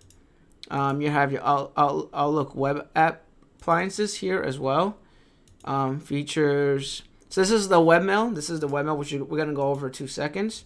Webmail is right here, and you could put what people have access to, like contacts, Exchange. They have the ability to change their password when they log into webmail. They have access to change their themes if they like. They have access to manage their calendars, their task. They have access to direct file access, which basically means they're able to open and download attachments. If you want to remove that, you can remove that here. You have your offline access as well. You have your compliance management. You want to do auditing for mailboxes, you could do that here. Who should care about this would be HR. So you would do this for HR. I'm not going to go over any of these other tabs. There's organization as well. Organization is not enabled. Don't worry about that. And there's address list. And these are all the things that we have been working on. Address list, all contacts. It even tells you what it does. Like it's created by the Exchange. Like this was created already. I don't gotta do anything about this. Then there's protection for malware that comes in. Then there's mail flow as well. Maybe you block and allow certain things. Delivery reports. Is it sent from or a specific person? You can now allow them to search the messages from certain keywords. You like to search for certain emails. That's what this is for. This is similar to Proofpoint. Similar to Mimecast is basically what this is. You could accept domains. You have your email address policies as well. I'm not gonna go over this in depth. You have your mobile as well. So if you have certain devices you want to quarantine, you could do that here. You could allow and block certain devices here from certain people. You could do that here. You have your public folders. Don't worry about that. You have your unified messaging. If you have voicemail enabled, you could do that here. You could edit it in depth here, your voicemail. You know, you could change the plan of it. You know, unsecure, secure, audio language, change the region, extension length, the internal number of digits and telephone numbers assigned to the user. That's what this is for. You have your servers. I only have one server, and then these are all the inbuilt websites that you could go into, like webmail. This is the server that we've been adding stuff to. This is the New York server. We have your database server here. This is the New York server. You have your database availability groups, virtual directories, which is like I just said, all the mailboxes all the things that you know, all the different websites you go into. You can go into OWA and stuff like that, certificates, and then hybrid. If you want to do like a hybrid setup, allows you to connect and manage both your premises and Exchange online organization. You can do that here. And that's basically it. That's everything in a nutshell here. I only went over the stuff that you should care about. You don't have to care about all these things. So if you're a server admin, then yeah, you would have to care about the other stuff. But I went over all the tabs here, and that's what I care about, because that's what you should know. Now I'm going to go over webmail real quick. So webmail, obviously they changed it up a little bit. You have your mail on the left-hand side, emails that come in and out. Stuff you should care about for a user will be calendar. If they want to add calendars, you could create calendars here. Stuff they should care about is people. If they want to add contacts here, they can add contacts. Stuff that they should care about is here. If you hit change, you could change the photograph of your picture. If you have a Skype server, the picture will update here, and you could change it here, and then they could update their Skype picture, their profile picture. Stuff you should care about as well would be going into options, going into my account. Here you could change your password. So if you go into my account, you could change your Active Directory password. So if you want to change your password for your computer, you could change it here, or you could do Control-Alt-Delete on your computer, and you could change it that way as well. You have your theme. These are distribution groups that you're probably part of or belong into. You have your keyboard shortcuts. You have your add-ins. Maybe you have some add-ins here. Other stuff you should care about, I'm going to go over right now, will be, let's see, went over this. Mobile phone is here. Change your password. You don't have to care about this. If you want to set up like if you want to set up automatic process, you could do that here. Like an automatic reply. Like if you're leaving if you're out of office and you want to set up your out of office reply, you could do it here. So if you want to set up your out of office reply, you could do that here. So you don't have to necessarily have your computer or laptop. You could just go into webmail, and then you can set up your out of office here from your mobile phone or from like on a laptop and go into Google Chrome and stuff like that. You have your undo, you have inbox rules. So if you have any rules you need to create, you could create them here. Sometimes you have an issue where Outlook doesn't open. It's because you have a rule box that's corrupted. You might want to go in here and uncheck all your your inbox rules, and then try to open Outlook again, and then that will fix that problem. I don't know if you guys ever had that issue, but that's a Microsoft issue. You have your junk email report, mark as read, messages, read, block and allow. If you want to block and allow certain users from sending you emails, you can do that here. You have your POP, your IMAP, storage. This is your layout if you want to change the way your layout is. And then you have your calendars. Here you can personalize your calendar appearance, the date and time to show, invitations, reminders, and birthdays. And then if you want to go back, hit the little back button, and that's it. That is pretty much everything. Oh, also, I forgot, you could also open up the mailbox. So like if you have access to another mailbox and you want to see that mailbox or log into that mailbox, you can do that here. So you just hit open another mailbox. So if you have an access to like an HR mailbox or a compliance mailbox or some kind of other mailbox, you could access it there by going to open another mailbox. You have your refresh, add-ins. I went over options already. And then that's it. That is pretty much everything. So that's pretty much OWA, and that's pretty much Microsoft Exchange in a nutshell. And that's it. That's pretty much it. That's all I'm going to show you for now. This is all level 1 support. Anyway, guys, with that being said, I hope you guys have a great day. As always, give me a thumbs up. I greatly appreciate it. Rate, comment, subscribe. Happy holidays, and take care. Bye.